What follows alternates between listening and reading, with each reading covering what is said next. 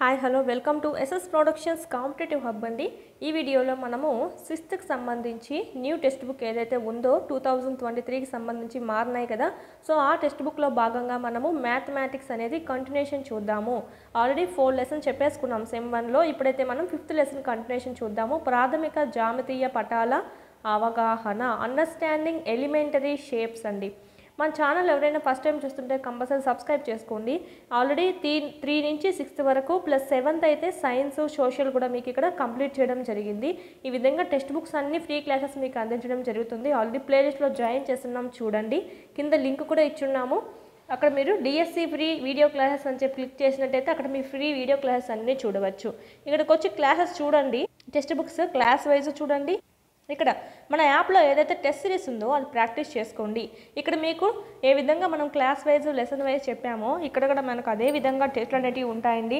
Class yj కాకుండా lesson wise కూడా ఉంటాయి, మీకు చాలా యూజ్ అవుతుంది. ఇప్పుడు 5th క్లాస్ 6th క్లాస్ అనుకోండి, first lesson second lesson third lesson ఈ విధంగా లెసన్ వైజ్ చేసుకోవచ్చు ప్రాక్టీస్ అనేది. మీరు ఈ హ్యాండ్ రిటన్ పీడిఎఫ్స్ కూడా మీకు అవైలబిలిటీలో ఉన్నాయి. 9th 10th సంబంధించినటువంటి లింక్ టాపిక్స్, సైకాలజీ, విద్యా దృక్పథాలు, methodology, current affairs, try methods plus biology, social ఇలాంటివన్నీ టాపిక్ వైజ్ కూడా మీకు టెస్ట్ అనేటివి అవైలబిలిటీలో పెట్టున్నాం. తెలుగు అకాడమీ బుక్స్ బేస్ చేసుకొని మీకు ఇక్కడ లెసన్ వైజ్ ఉన్నాయి, ఓకే, టాపిక్ వైజ్ ఉన్నాయి. మీకు ఏదైతే కన్వీనియంట్గా ఉంటుందో అవి మీరు ప్రాక్టీస్ చేసుకోవచ్చు అండి, మొదలు పెట్టుకోవచ్చు. ఇది మీకు ఇప్పటికైతే ఆఫర్లో ఉంది. ఇది మనకు ఓన్లీ ఫెస్టివల్ వరకే ఉంటుంది. డిఎస్సి 2024 అనేటువంటి కూపన్ కోడ్ కనుక యూజ్ చేశారంటే 499 రూపీస్కే మీరు పొందవచ్చు. మీరు యాప్ డౌన్లోడ్ చేసుకొని ఇది కోర్స్ ఓపెన్ చేసినట్టయితే ఇక్కడ అవైలబుల్ ఆఫర్స్ కనిపిస్తుందండి. ఇక్కడ మీకు ఇది క్లిక్ చేస్తే టిక్ మార్క్ అనేది చూపిస్తుంది. తర్వాత మీకు ఈ 300 రూపీస్ డిస్కౌంట్తో మీకు 499 అనేది చూపించడం అనేది జరుగుతుంది. ఓకే, దీని గురించి ఏమైనా డౌట్స్ ఉంటే కనుక మన ఈ నెంబర్కి కాల్ చేయండి, డౌట్స్ అనేటివి క్లారిఫై చేస్తాము. టెస్ట్ సిరీస్ అయితే తీసుకొని చాలా యూస్ఫుల్ అవుతుంది. ఇప్పటికే చాలామంది మనకు ప్రాక్టీస్ చేసుకుంటూ ఉన్నారు. మీకు కొత్తగా మళ్ళీ ఈ టెస్ట్లు కూడా యాడ్ చేస్తాం. బయాలజీ సంబంధించి సోషల్ సంబంధించి కూడా మీకు ఇక్కడ యాడ్ చేస్తాము టాపిక్ వైజ్. ఇక్కడ మీకు లెసన్ వైజ్ ఉంటాయి, టాపిక్ వైజ్ కూడా మీరు ప్రాక్టీస్ చేసుకోవచ్చు. ఇప్పుడైతే మ్యాథ్స్ చెప్పుకున్న తర్వాత మీరు ఇక్కడికి వెళ్ళి ప్రాక్టీస్ చేసుకోండి. నెక్స్ట్ అండి లెసన్లోకి వెళ్ళిపోదాము. ఇక్కడ మనం చూసినట్టయితే ప్రాథమిక జామితీయ పటాల అవగాహన, ఓకే, రేఖాఖండం అనేది రేఖలో ఒక ఖచ్చితమైన భాగంగా చెప్పుకోవచ్చు. ఒక రేఖ చూడండి, మనకి ఇక్కడ రేఖాఖండం అంటే ఈ విధంగా ఉంటుంది. మనకు ఇదేం పొడిగించడం అనేది ఏమి ఉండదు, లైన్ సెగ్మెంట్ అంటాము. 2 బిందువులు అనేటివి దీనికి హద్దుగా ఉండడం అనేది జరుగుతుంది. దీన్ని కొలవచ్చండి. ఓకే, ఇక్కడ నుంచి మనకు ఇక్కడ వరకు ఉండేది ఏమవుతుందంటే ఈ రేఖాఖండం యొక్క పొడవు అనేది అవుతుంది. Okay, length. ఇలా మనకు ఈ బిందువు నుంచి ఈ బిందువుకు కొలవచ్చు. ఇక్కడ చూడండి, ఇది చిన్నదా ఇది చిన్నదా, ఇదే చిన్నది. ఇక్కడైతే మనకు చూస్తున్నాం కాబట్టి తెలిసిపోతుంది. కొన్ని అయితే జస్ట్లోనే డిఫరెన్స్తో చిన్నవి పెద్దవి ఉంటాయి. అలాంటప్పుడు కొలచడానికి ఏం చేస్తామంటే ఇక్కడి నుంచి ఇంతవరకు మనం సెంటీమీటర్స్ కొలుచుకుంటాము, ఇక్కడి నుంచి ఇంతవరకు సెంటీమీటర్స్ కొలుచుకుంటాం. ఏదైతే మనకు తక్కువ ఎక్కువ అనేది చూసుకోవడం అనేది జరుగుతుంది. దాన్నే మనం ఏమంటాం, ఇలా కొలుచుకుంటాం కదా, దీన్నే మనము లెంత్ అని చెప్తాం. ఆ రేఖాఖండం యొక్క లెంత్, లైన్ సెగ్మెంట్ యొక్క లెంత్ అని చెప్పుకోవచ్చు. ప్రతి రేఖాఖండానికి మనము కొలత అనేది గీయవచ్చండి. ఓకే, నెక్స్ట్ మనకు చిన్న సైజు స్కేల్ చూసుకున్నట్టయితే అది 15 విభాగాలుగా మనకు విభజించబడి ఉంటుందండి. ఈ నుంచి 0 1 2 3 ఈ విధంగా మనకు 15 వరకు ఉంటాయి. ఇదంతా మనకి ఏమని అర్థం, 1 2 3 4 5 సెంటీమీటర్స్ 6 అలాగా మనకు ఒకటి ఏంటంటే అర్థం ఇక్కడ, ఓకే, ఒకటి ఇక్కడ నుంచి ఇంతవరకు ఏంటంటే 1 సెంటీమీటర్ అని అర్థం. ఇక్కడ నుంచి ఇక్కడికి 1, ఆ విధంగా మనకి ఈక్వల్గా ఉంటాయి. ఆ విధంగా ఈ స్కేల్ అంతా చూసుకుంటే 15 సెంటీమీటర్లు అనేటివి ఉంటాయండి. ఇప్పుడు నీకు 1 సెంటీమీటర్ రాయాలంటే ఈ నుంచి ఇటుకి 1 అని, ఈ నుంచి 2 3 4 ఈ విధంగా మనము సెంటీమీటర్స్ అనేటివి ఈ స్కేల్తో యూజ్ చేసుకుంటూ ఉంటాము. సెంటీమీటర్ అనేది చూపిస్తూ ఉంటుంది. మళ్ళీ ఈ సెంటీమీటర్లు చూసినట్టయితే మళ్ళీ మనం 10 విభాగాలను చేయొచ్చు 1 సెంటీమీటర్ని. ఓకే, 1 సెంటీమీటర్ని ఇక్కడ చూడండి 10 విభాగాలుగా చేశారు. దీన్ని ఏమంటామంటే మనకు 10 ఉంటాయి, మిల్లీమీటర్స్ అని చెప్పి అంటామండి. ఓకే, ఎంఎం చూసుకుంటే ఫార్ములాస్ అనేటివి చూసుకుంటే మామూలుగా మనం ముందు చెప్పుకున్నాం కదా, 1 kilometre equal to 1000 metres, 1 metre equal to 100 centimetres, 1 centimetre equal to 10 mm, 1000 100 10 ఈ విధంగా మీరు గుర్తు అనేది పెట్టుకోవచ్చు. Metre centimetre MM. ఓకే, ఇది మనకు పెద్ద కొలత. ఇది దీని తర్వాత మీటర్ అనేది పెద్దది, దీని తర్వాత సెంటీమీటర్ పెద్దది, దీని తర్వాత మిల్లీమీటర్ అనేది పెద్దది. ఇక్కడ మనం చూసుకుంటే okay 1 centimetre equal to 10 mm అండి. అంటే ఏంటి మనకి ఇక్కడ 10 mm = 1 సెంటీమీటర్. ఇదైనా రివర్స్ చేశానంటే జస్ట్ ఏం చేయలేదు. ఇక్కడ మనకు 10 mm = 1 సెంటీమీటర్ అయినప్పుడు ఇక్కడ చూడండి మనకు ఎంఎంని సెంటీమీటర్లోకి మార్చమని ఇక్కడ ఇచ్చారు. ఇక్కడ వీళ్ళు మార్చేశారు ఆల్రెడీ. ఓకే, మనం చెప్పుకుందాము. ఇక్కడ 10 mm = 1 సెంటీమీటర్ అయినప్పుడు 1 mm ఎంత? ఈ 10 ఈ పక్కకి వెళ్ళిపోతుంది. Okay, 1/10 centimetres. 1/10 అంటే ఎంత? 0.1. ఈ 0 మనకి పైకి వెళ్ళి పాయింట్లా అయిపోతుంది. 0.1 సెంటీమీటర్స్. ఈ విధంగా ఓకే, ఒకవేళ 2 mm ఉంటే ఏమని అర్థం మనకి? 0.2 సెంటీమీటర్స్. ఒకవేళ సెంటీమీటర్లోకి మార్చమంటే ఓకే, ఈ విధంగా మనం మిల్లీమీటర్స్ని సెంటీమీటర్లోకి మారుస్తాము. ఓకే, ఈ విధంగా మనకు ఈజీగా మనకు సెంటీమీటర్ని మిల్లీమీటర్లోకి ఈజీగా మార్చొచ్చు కదా. 1 సెంటీమీటర్ = 10 mm అయినప్పుడు 2 సెంటీమీటర్స్ ఎంత? 20 mm. 3 సెంటీమీటర్స్ ఎంత? 30 mm. 4 సెంటీమీటర్స్ ఎంత? 50 mm. 40 mm. 5 సెంటీమీటర్స్ ఎంత? 50 mm. ఈ విధంగా రాసుకుంటాం. అదే మిల్లీమీటర్ని సెంటీమీటర్లోకి మార్చమన్నప్పుడు ఏమో మనము బైలోకి అనేది వెళ్ళిపోతుంది. అంటే మనకు 1/10 అంటే 0.1, 1/20 0.2, 1/30 0.3, 1/40 0.4, 1/50 0.5. ఈ విధంగా నెక్స్ట్ 2.3 సెంటీమీటర్స్ని ఎంఎంలోకి మార్చండి అని ఇచ్చారు. ఇక్కడ చూడండి ఎంఎంలోకి మార్చినట్టయితే 2.3 అన్నారండి. ఓకే, అంటే ఏమని అర్థము? 2 సెంటీమీటర్స్ 3 mm అని అర్థము. ఓకే, పాయింట్ ఉంది కాబట్టి ఇక్కడ ఇదంతా మనకు ఎంఎం అవుతుంది. ఇది మనకు సెంటీమీటర్ అనేది తీసుకున్నాము. 2 సెంటీమీటర్ని కూడా ఎంఎంలోకి మార్చుకుందాము. 2 సెంటీమీటర్ అంటే 1 సెంటీమీటర్ = 10 mm అయినప్పుడు 2 సెంటీమీటర్స్ ఎంత? 20 mm. 20 mm. ఇక్కడ ఒక 3 mm అనేది ఉంది. మొత్తంగా చూసుకుంటే 23 mm అని చెప్పచ్చు. ఓకే, ఫుల్గా మనకి ఎంఎంలోకి మార్చమంటే ఈ విధంగా రాయాలి, లేదా విడదీసి రాయమన్నప్పుడు 2 సెంటీమీటర్స్ 3 mm అని చెప్పి రాయవచ్చు. ఈ విధంగా మనకు కొలతల ప్రమాణాలు అనేటివి చిన్న నుంచి పెద్ద, పెద్ద నుంచి చిన్నకు మార్చమంటూ ఉంటారు. ఇక్కడ నెక్స్ట్ చూసినట్టయితే స్థాన దోషము. దీన్నే మనం ఏమంటామంటే ఇంగ్లీష్లో పొజిషనింగ్ ఎర్రర్ అని చెప్పి అంటామండి. ఇది మనకు ఇక్కడ చూడండి స్కేల్ అనేది ఎలా చూడాలంటే సరైన దృష్టికోణంతో చూడాలండి. ఇలా మనం సొట్ట నుంచి చూడకూడదు, ఈ సైడ్ నుంచి చూడకూడదు. నువ్వు స్కేల్ ఇక్కడ పెట్టావంటే ఎదురుగా నిటారుగా ఉన్నప్పుడు చూడాలి. నువ్వు ఒక సైడ్ కూర్చొని చూసావనుకోండి కొంచెం కొలతలు అనేటివి తప్పిపోతాయి. ఓకే, సరైన కొలత ఉండాలంటే మనకి కన్ను అనేది సరిగ్గా గుర్తుకు పైన నిలువుగా ఉండడం అనేది జరగాలండి. సొట్టగా ఉండకూడదు. సొట్ట అంటే పక్కన యాంగిల్ నుంచి మనం చూడకూడదు. దానివల్ల ఏమవుతుందంటే మనకు కోణీయ వీక్షణం కారణంగా లోపాలు అనేవి జరుగుతాయి. దీన్ని ఏమంటామంటే కోణీయ వీక్షణం అని చెప్తాము. అంటే మనము చక్కగా చూడకుండా సైడ్ నుంచి కానీ చూసామంటే ఒక పాయింట్ అవతల చూపించడం అనేది జరుగుతుంది. దీన్నే మనం ఏమంటామంటే మనకి ఇక్కడ యాంగులర్ వ్యూయింగ్ అని చెప్పి అంటామండి. కోణీయ వీక్షణం అంటే నెక్స్ట్ ఇది మనకు సంబంధించి జస్ట్ మనకు తెలుసుకుని సరిపోతుంది, ఏం అడగలేదు మనకి. ఇక్కడ ఎక్కువగా చూసుకుంటే డైరెక్షన్స్ మీద ఎక్కువగా ప్రశ్నలు అనేటివి వస్తాయండి మనకి కింద చూసుకున్నట్టయితే. నెక్స్ట్ మనకి ఒకటి ఇక్కడ ఇచ్చారు ఒకటి ఏబిసి అనున్నవి. ఓకే, ఏబి 5 సెంటీమీటర్స్ అంట, బీసీ 3 సెంటీమీటర్స్. అంటే ఈ విధంగా ఒక డయాగ్రామ్ అనేది వేసుకుందాం మనము. ABC AB 5 centimetres, BC 3 centimetres అంట. అయితే ఏ నుంచి సికి ఎంత అంటే ఏబి ప్లస్ బీసీ ఎంతనో ఏ నుంచి సికి అంత ఉంటుంది. సో అంటే 5 + 3 అంటే ఎంతండి మనకు 8 సెంటీమీటర్స్. సో అది కూడా మనకు సరిపోయింది చూడండి. అయ్యే విధంగా ఒక రేఖపై 3 బిందువులను అయితే వాటిలో ఏవి మిగిలిన రెండిటి మధ్య ఉంటుంది. ఈ విధంగా మనం రేఖ గీసుకోమని చెప్పారు. ఫస్ట్ గీసుకుందామండి. ఈ రెండిటి మధ్య ఏముంది? ఏ ఉంది, సి ఉంది. ఈ రెండిటి మధ్య బి అనేది ఉంది. ఈ పక్క వీటిని మధ్యకి తీసుకోవడానికి ఈ పక్క ఏం లేవు కదా. సో మనకు మధ్యలో ఉన్నది ఏంటి? బి మాత్రమే. ఏకి సికి బి అనేది మధ్యలో ఉండడం అనేది జరిగింది. ఇది మనకు సంబంధించి ఇక్కడ మనకి ఈ డయాగ్రామ్ సంబంధించి ఇక్కడ ఇచ్చారు చూడండి.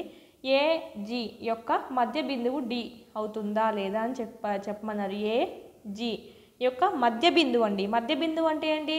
కరెక్ట్గా మిడ్ పాయింట్ అనేది రావాలి మనకి. ఓకే, చూసుకుంటే మనకి ఈ పక్క 2 ఉన్నాయి, ఈ పక్క 2 ఉన్నాయి. అంటే ఇది మనకు మిడ్ పాయింట్ అని చెప్పి అర్థం. ఏతి జీకి మధ్యలో మిడ్ పాయింట్ ఏది మనకు? డి. సో ఎస్ అండి, రైట్ ఆన్సరే.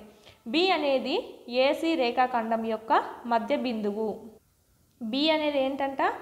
ఏసీ రేఖాఖండానికి మధ్య బిందువు అని చెప్పారు. సో అంతే కదా, ఏకి సికి మధ్యలో ఉంది బి అనేది. అంటే మనకు ఇది ఏసీకి మధ్య బిందువుగా చెప్పుకోవచ్చు. సి అనేది బీడి రేఖాఖండానికి మధ్య బిందువు.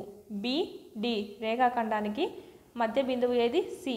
సో రైట్ ఆన్సర్ ఇది కూడా మనకు ఉందండి. ఏబిసిడీలు ఒకే సరళ రేఖ పైన ఉండడం అనేది జరిగింది. అయితే చూసినట్టయితే ఏబి ఈక్వల్ టు సిడి, ఇక్కడ నుంచి ఇంతవరకు ఎంతైతే ఉందో ఇక్కడ నుంచి ఇంతవరకు అంతనే ఉంటుంది. ప్లస్ ప్రతిదానిది మనకు ఆ విధంగానే ఉంది. ఎందుకంటే చూడండి ఒక సెంటీమీటర్ ఉన్నట్టుగా మనకు ఇక్కడ చూసుకోవచ్చు. ప్రతిదీ మనకు ఈక్వల్గానే ఉంది. ఏబి ఈక్వల్ టు సిడి అని చెప్పచ్చు. Okay, DE equal to FG అని కూడా చెప్పచ్చు. DE equal to okay AB అనేది కూడా మనం చూసుకోవచ్చు. సేమ్ అంతా మనకు ఒకేలా ఉంది. నెక్స్ట్ 5 త్రిభుజాలు గీయండి మరియు వాటి భుజాలను కొలవాలంట. ప్రతి సందర్భంలోనూ ఏ 2 భుజాల కొలతల మొత్తమైన మూడో భుజం కంటే తక్కువ అని చెప్పి పరీక్షించండి. మనము సింపుల్గా తీసుకుంటే ఒక త్రిభుజం అనేది తీసుకుంటే ఒకవేళ ఇక్కడ 3, 4, 5 అనుకుంటే ఏదైనా సరే 2 భుజాలు కలపండి. ఇదైనా కలపండి, ఇదైనా కలపండి. ఫస్ట్ ఆఫ్ ఆల్ మనము శాంపుల్కి 4, 5, 6, 7 ఈ 2 భుజాలు కలిపాను. ఓకే, ఇక్కడ చూసుకుంటే 2 భుజాల మొత్తం ఏముందండి, 2 భుజాల కొలతల మొత్తం 7 ఉంది. మూడో భుజం ఏముంది 5 అని ఉంది. సో 5 కన్నా ఇది ఎంత అండి, పెద్దది. సో మనకి ఇక్కడ పెద్దది అని చెప్పుకోవచ్చు. అంటే మూడో భుజం అనేది పెద్దది. రెండుతో పోల్చుకుంటే, రెండుకి ప్లస్ చేస్తాం కదా దాంతో పోల్చుకుంటే. అదేవిధంగా ఇంకొన్ని మనం చూద్దాము. ఓకే, ఇలా మనం చూసినట్టయితే ఇది కూడా మనకి ఓకే ఇది మనకు 2 అనుకుందాం. ఇది కూడా మనం 2 అనుకుందాం. ఇక్కడ మనం 3 ఉందనుకుందాము. ఇక్కడ కూడా 2 భుజాలు ప్లస్ చేసామంటే ఇది ఏమవుతుందంటే మూడో భుజము 3 కన్నా పెద్దదిగానే ఉంది. అది కాకుండా 3, 4, 5 ఇది కన్నా ప్లస్ చేసినామంటే దీనికన్నా పెద్దదిగానే ఉంటుంది. ఏది ప్లస్ చేసినా మనకు 2 భుజాల మొత్తం అనేది మూడో భుజం కంటే తక్కువగా ఉండదండి, ఎక్కువగా ఉంటుంది. ఇక్కడ మనకు పరీక్షించండి అని ఇచ్చారు. సో ఇక్కడ మనకు రాంగ్ ఇచ్చారు, ఎక్కువగా ఉంటుందండి. పరీక్షించిన తర్వాత మనం రాయాల్సింది ఏంటంటే ఎక్కువగా ఉంటుందని చెప్పి రాయాలి. ఏ 2 భుజాల కొలతల మొత్తం అయినా సరే మూడో భుజం కంటే ఎక్కువగా ఉండడం అనేది జరుగుతుంది. నెక్స్ట్ అండి కోణాలు, లంబకోణాలు, సరళ కోణాలు అనేటివి చూద్దాం. ఈ యాంగిల్స్లో లంబకోణం అంటే ఏంటండి 90 డిగ్రీస్ అని చెప్తాం. సరళ కోణం అంటే 180 డిగ్రీస్. ఓకే, 90 డిగ్రీస్ అంటే ఈ విధంగా మనకు ఉంటుంది. 90 డిగ్రీస్ లంబకోణం అని చెప్తాం దీన్నే.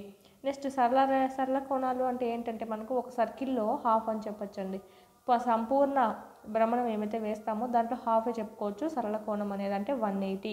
మనకు ఫుల్ అయితే ఏమవుతుంది 360 డిగ్రీస్ అనేది మనం చూసుకుంటాము.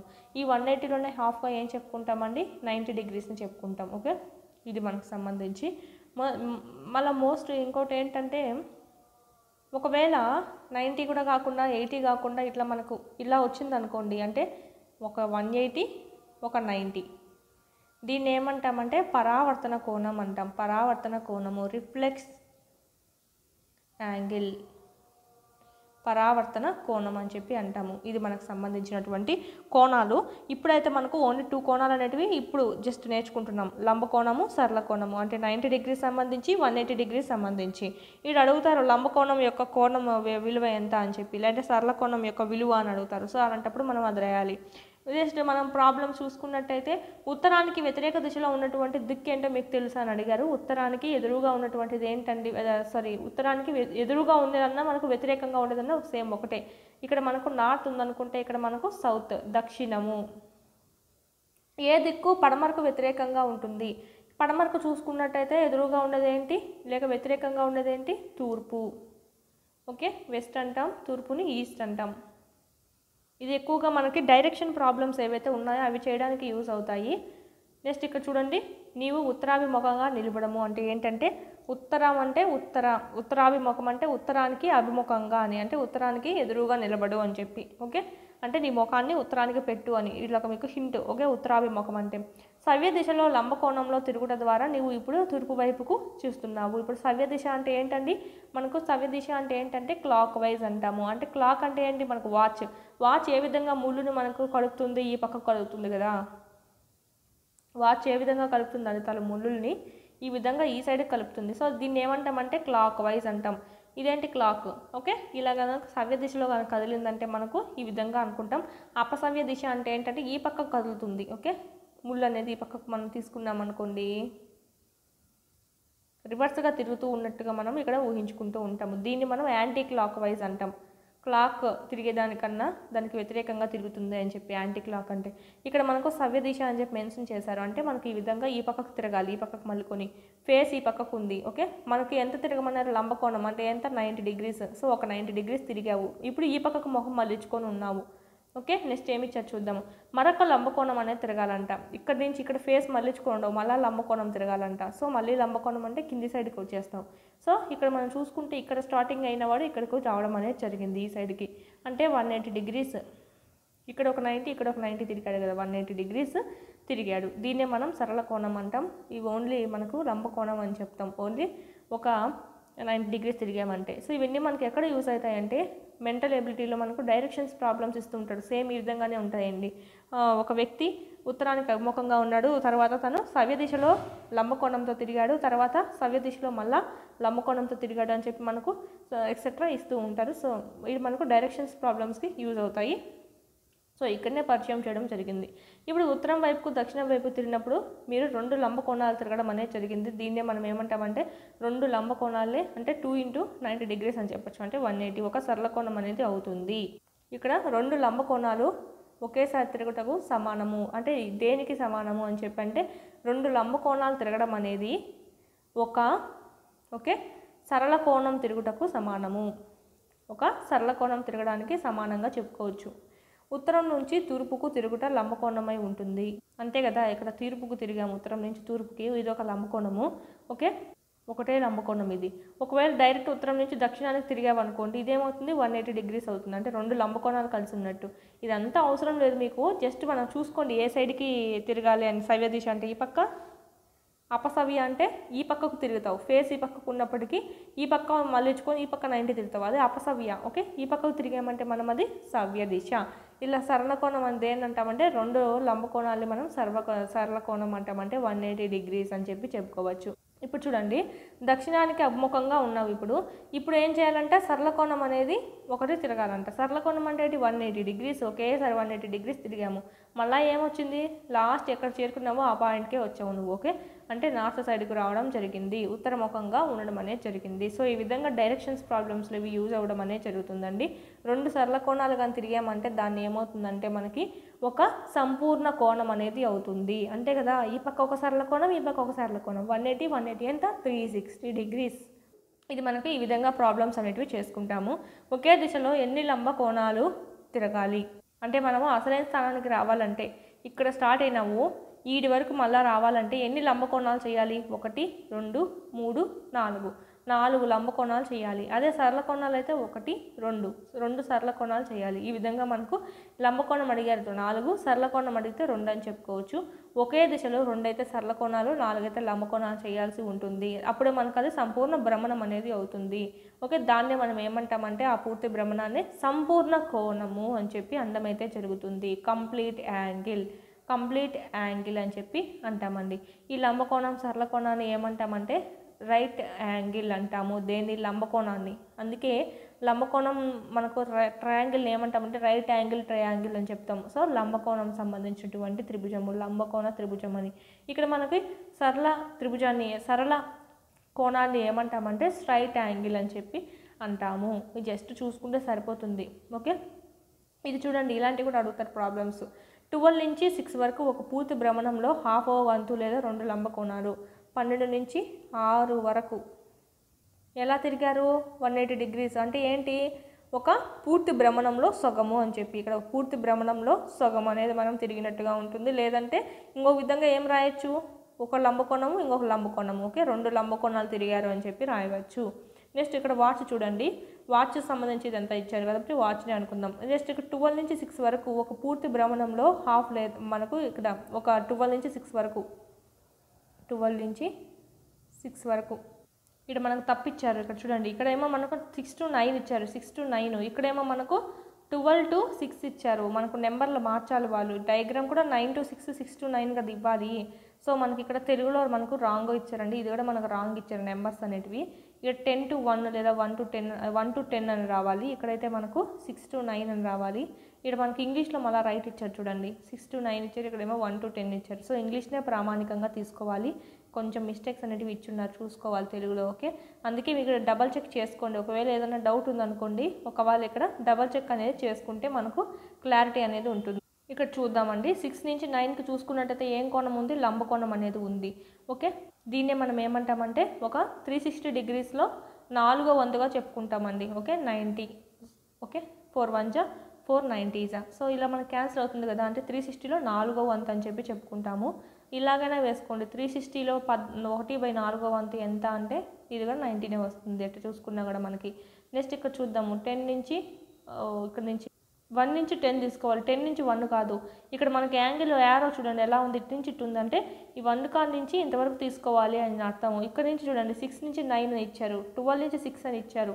ఒకవేళ ఇక్కడ తీసుకుంటే ఒక యాంగిల్ వస్తుంది, ఇక్కడ నుంచి తీసుకుంటే ఒక యాంగిల్ వస్తుంది. మనకు కనుక్కోమనేది ఎక్కడి నుంచి, ఇంగ్లీష్లో చూడండి ఫ్రమ్ 1 to 10 అన్నారు. సో మనకి ఇక్కడ చూసినట్టయితే ఇక్కడి నుంచి తీసుకోవాలి, ఇక్కడి నుంచి ఇంతవరకు కోణం ఎంత. ఇక్కడ మనం చూసుకుంటే ఓకే ఈజీగా కనుక్కో. చూడండి మనకి ఇక్కడ చక్కగా గీసుకుంటే ఎంత అండి 180, ఈ పక్క 180, ఈ పక్క 180 ఉన్నట్టు కదా. ఇక్కడ చూసినట్టయితే 180 ఈ పక్క ఉంది, ఇది ఒక లంబ, ఇది ఒక లంబ కోణము. మనకు కనుక్కోమనేది ఎంతవరకు, ఇక్కడ వరకే కదా.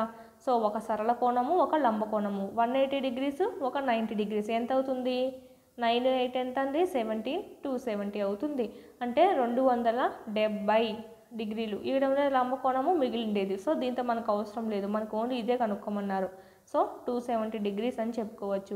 ఈ 270 డిగ్రీస్ని మనము కోణం 270 అని చెప్పి రాస్తాం, యాంగిల్ 270 అని రాస్తాం. ఓకే ఇది మనం వంతుల్లో కనుక్కోవాలంటే ఏ విధంగా చేస్తామంటే 360లో 270 ఎంత అని కదా కనుక్కోవాలి మనం. ఇప్పుడు 360లో 270 ఎంత భాగము, 0 0 క్యాన్సిల్, 2 1s 2 8s 2 డైరెక్ట్ 3తో వెళ్ళిపోతుంది చూడండి. 270/360, 3 12s 3 9s 3 3s 3 4s అంటే 3/4 ఈజ్ ద రైట్ ఆన్సర్. అంటే మనకు వంతుల్లో చెప్పాలంటే మనం ఈ విధంగా చెప్పచ్చు, 360లో 270 ఎంత భాగము అని చెప్పి, 360లో 270 ఎంత అని చెప్పి. ఓకే లో అని పెట్టుకొని బ్రాకెట్ ఇలా వేసుకొని 360లో 270 ఎంత అని చెప్పి మనకి ఇక్కడ కనుక్కుంటాము. సో 3/4 అండి. ఒక పూర్తి భ్రమణంలో 3/4వ వంతు ఏమవుతుందంటే 270 డిగ్రీస్ అనేది అవుతుంది. ఇది మనకు సంబంధించి యాంగిల్స్లో అయినా రాసుకోవచ్చు, ఈ విధంగా వంతులైనా రాయొచ్చు. అర్ధ భ్రమణం యొక్క కోణం ఎంత, అర్ధ భ్రమణం అంటే ఏంటి, ఫుల్ భ్రమణం అంటే 360, అర్ధ భ్రమణం అంటే దాంట్లో హాఫ్, 360లో హాఫ్ మనకేమవుతుంది 180, అంటే సరళ కోణం అనేది అవుతుంది. 4వ వంతు భ్రమణము యొక్క కోణము, అందుకే మనకు వంతుల్లోనే చెప్పాను, ఎందుకంటే అందుకు 4వ వంతు భ్రమణం యొక్క కోణము ఎంత, 4వ వంతు అంటే 1/4, అంటే 360లో 1/4 ఎంత అండి మనకు 90 డిగ్రీస్, అంటే మనకు లంబ కోణము. ఓకే ఈ లంబ కోణాలు 4 కలిపితే ఏమవుతుంది 360 అవుతుంది. ఇలాగైనా మీరు రాయొచ్చు. ఒక గడియారంలో 1/4 వంతు ఎంత అంటే 90 డిగ్రీస్, సగం వంతు అంటే 180 డిగ్రీస్ అంతే కదా మనకి. 4వ వంతు అంటే ఏంటండి 4వ భాగం ఎంత, ఒక లంబ కోణము. అదే మనకు సగం అయితే ఈ పక్క నుంచి ఈ పక్కకు వస్తుంది 180. 3/4 వంతు అంటే 4 భాగాల్లో 3 భాగాలు. ఓకే ఇలాగైనా అనుకోవచ్చు, 3/4 భాగం 4 భాగాల్లో 3 భాగాలు అని. ఈ 3 భాగాలు ఎంత 270 డిగ్రీస్. ఈ నుంచి ఇడికి 180, 180 + 90 270 డిగ్రీస్. దీన్నే మనం ఏమంటామంటే పరావర్తన కోణము అని అంటామండి, రిఫ్లెక్స్ యాంగిల్. ఇది మనం ముందు చెప్పుకోపోతాము. ఓకే దీనైతే రైట్ యాంగిల్, 180 అయితే సరళ కోణము అంటే స్ట్రైట్ యాంగిల్, రిఫ్లెక్ట్ యాంగిల్, సంపూర్ణ భ్రమణం అంటే కంప్లీట్ యాంగిల్. ఇది మనకు నెక్స్ట్ ఇక్కడ మనకి కింద ఇచ్చారు, గడియారంలో ముళ్ళు ఉన్నాయి కదా, సవ్య దిశలో పరిభ్రమణం చేస్తున్నప్పుడు అవి గడియారంలో ఎన్నో వంతు అనేది తిరుగుతుంది అని చెప్పి మనకి ఇక్కడ కనుక్కోమని చెప్పారు. ఇక్కడ మనం సింపుల్గా ఒకటి చెప్తాను ఎగ్జాంపుల్కి. 12 ఉంటుంది, ఓకే 3 6 9 ఉంటుంది, 3 నుంచి 9 వరకు అంట. ఫస్ట్ ఏది ఇచ్చారో అదే తీసుకోవాలి. 3 నుంచి 9 అంటే 3 నుంచి 9 వరకు అని అర్థం. ఓకే రివర్స్ తీసుకోవద్దండి. ఓకే కొన్నిట్లో రివర్స్ తీసుకుంటే రాంగ్ ఆన్సర్ అనేది వస్తుంది. సో 3 నుంచి 9 వరకు ఏంటండి మనకి ఇక్కడ కోణం చూసినట్టయితే 180 డిగ్రీస్ తిరగాలి.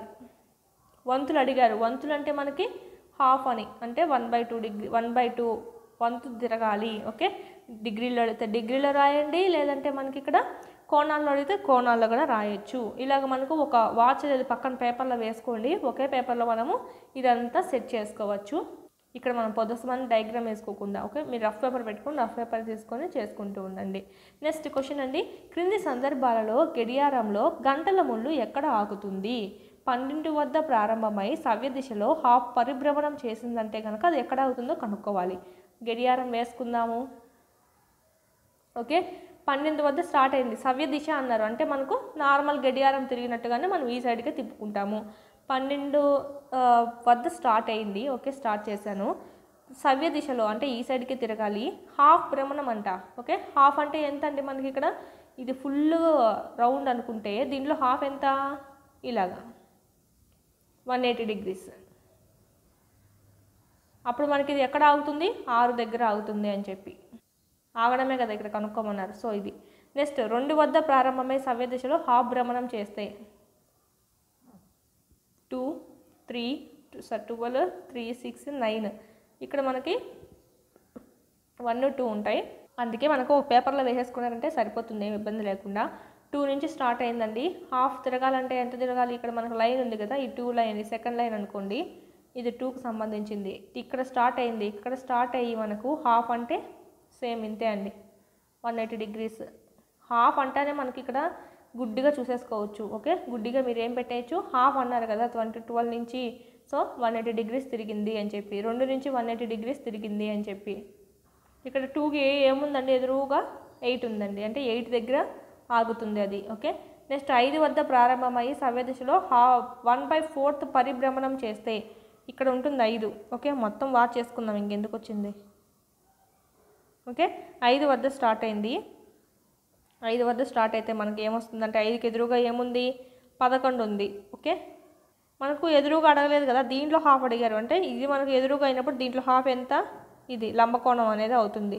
సో ఈ లంబకోణం చూసినట్టయితే మనకు 8 అనేది అవుతుంది. 8 కాడ ఆగుతుంది. ఇది కూడా మనకి 4 వద్ద ప్రారంభమై సవ్య దిశలో 3/4 పరిభ్రమణం చేస్తే అంటే దాదాపు 270 డిగ్రీస్ తిరగాలి. ఓకే, సగం కన్నా ఒక లంబకోణం పైన సగము మళ్ళీ లంబకోణం తిరగాలి. 4 వద్ద స్టార్ట్ అయిందండి. ఓకే, 4 వద్ద స్టార్ట్ అయింది. ఇది 4 వద్ద స్టార్ట్ అయింది. ఇక్కడ వరకు సగం అవుతుంది, ఇక్కడ వరకు, ఇక్కడ నుంచి ఇక్కడ వరకు సగం అవుతుంది. దీంట్లో మళ్ళీ ఒక లంబకోణం తిరగమన్నారు. సో మనం ఇక్కడ నుంచి ఇక్కడ తిరగచ్చు లంబకోణం. ఓకే, ఇది ఒక లంబకోణం. సో మనకు ఆన్సర్ చూసుకుంటే 1 అండి. ఓకే, 1 వద్ద ఆగుతుంది. ఇది మనకి ఈ విధంగా గీసుకోవాలి. ఇక్కడ కింది సందర్భాల్లో మీరు ఏ దిక్కు వైపు తిరిగి ఉంటారు? ఇక్కడేమో మనకు దిక్కులు ఇచ్చారు చూడండి. యాక్చువల్లీ మనకు నార్త్, సౌత్, వెస్ట్, ఈస్ట్ ఇవి దిక్కులు అనుకున్నట్టయితే తూర్పు దిశగా, ఓకే, తూర్పు దిశగా సవ్య దిశలో హాఫ్ పరిభ్రమణం చేసినప్పుడు అంటే ఉండడం అనేది ఇప్పుడు ఏ దిక్కులో ఉంది? తూర్పులో ఉంది. తూర్పు దిక్కున ఉంది. హాఫ్ పరిభ్రమణం చేయాలి అంటే హాఫ్ సవ్య దిశ అని చెప్పారు కాబట్టి మనం మామూలుగా క్లాక్ వైజే హాఫ్ ఎంత అవుతుంది? 180 అవుతుంది. అంటే ఇప్పుడు ఏ దిక్కుకు ఉంది ఆ అమ్మాయి? పశ్చిమ దిక్కుకు మల్లుకొని ఉంది. తూర్పు దిశగా సేమ్ మళ్ళా తూర్పు దిశకు మల్లుకొని ఉంది.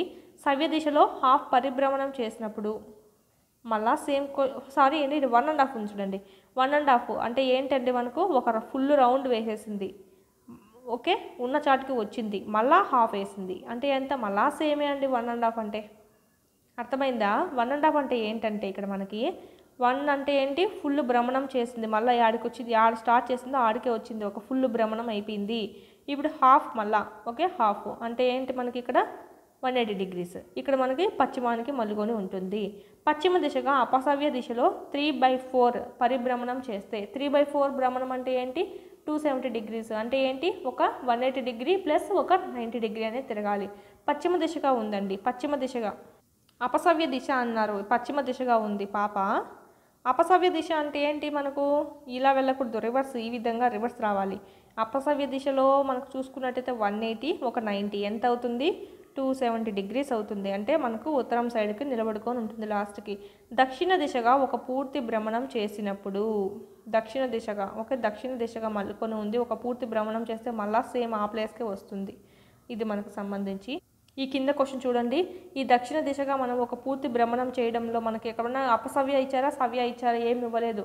నీకు అపసవ్య ఇచ్చినప్పటికీ ఇలా రివర్స్ వచ్చి మళ్ళీ ఈడికే వస్తావు, సేమ్ ప్లేస్కే వస్తావు. ఒకవేళ సవ్య ఇచ్చినప్పుడు మనకి ఈ ప్లేస్కి ఇటు వెళ్ళేసి మళ్ళీ సేమ్ పార్ట్కే వస్తావు. కాబట్టి అందుకే ఇక్కడ మనకు సవ్యన అపసవ్యన అనేది మనకేమి ఇవ్వలేదు. ఓకే, ఇయ్యకపోయినా రాసేయచ్చు.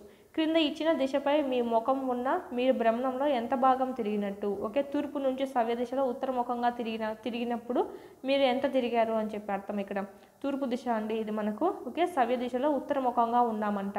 అంటే తూర్పులో ఉన్న నువ్వు లాస్ట్కి ఉత్తరం పక్కకు వచ్చేసినావు, మొహం అనేది ఉత్తరం పక్కకు. అంటే ఎంత తిరిగావు? ఇది ఒక 180, ఇది ఒక 90, ఎంత? 270 డిగ్రీస్ తిరిగావండి. 270 డిగ్రీస్ యాంగిల్ తిరిగావు. ఇక్కడ మనము కోణాలు అదైతే అది వంతు అయితే 3/4 వంతు తిరిగావు.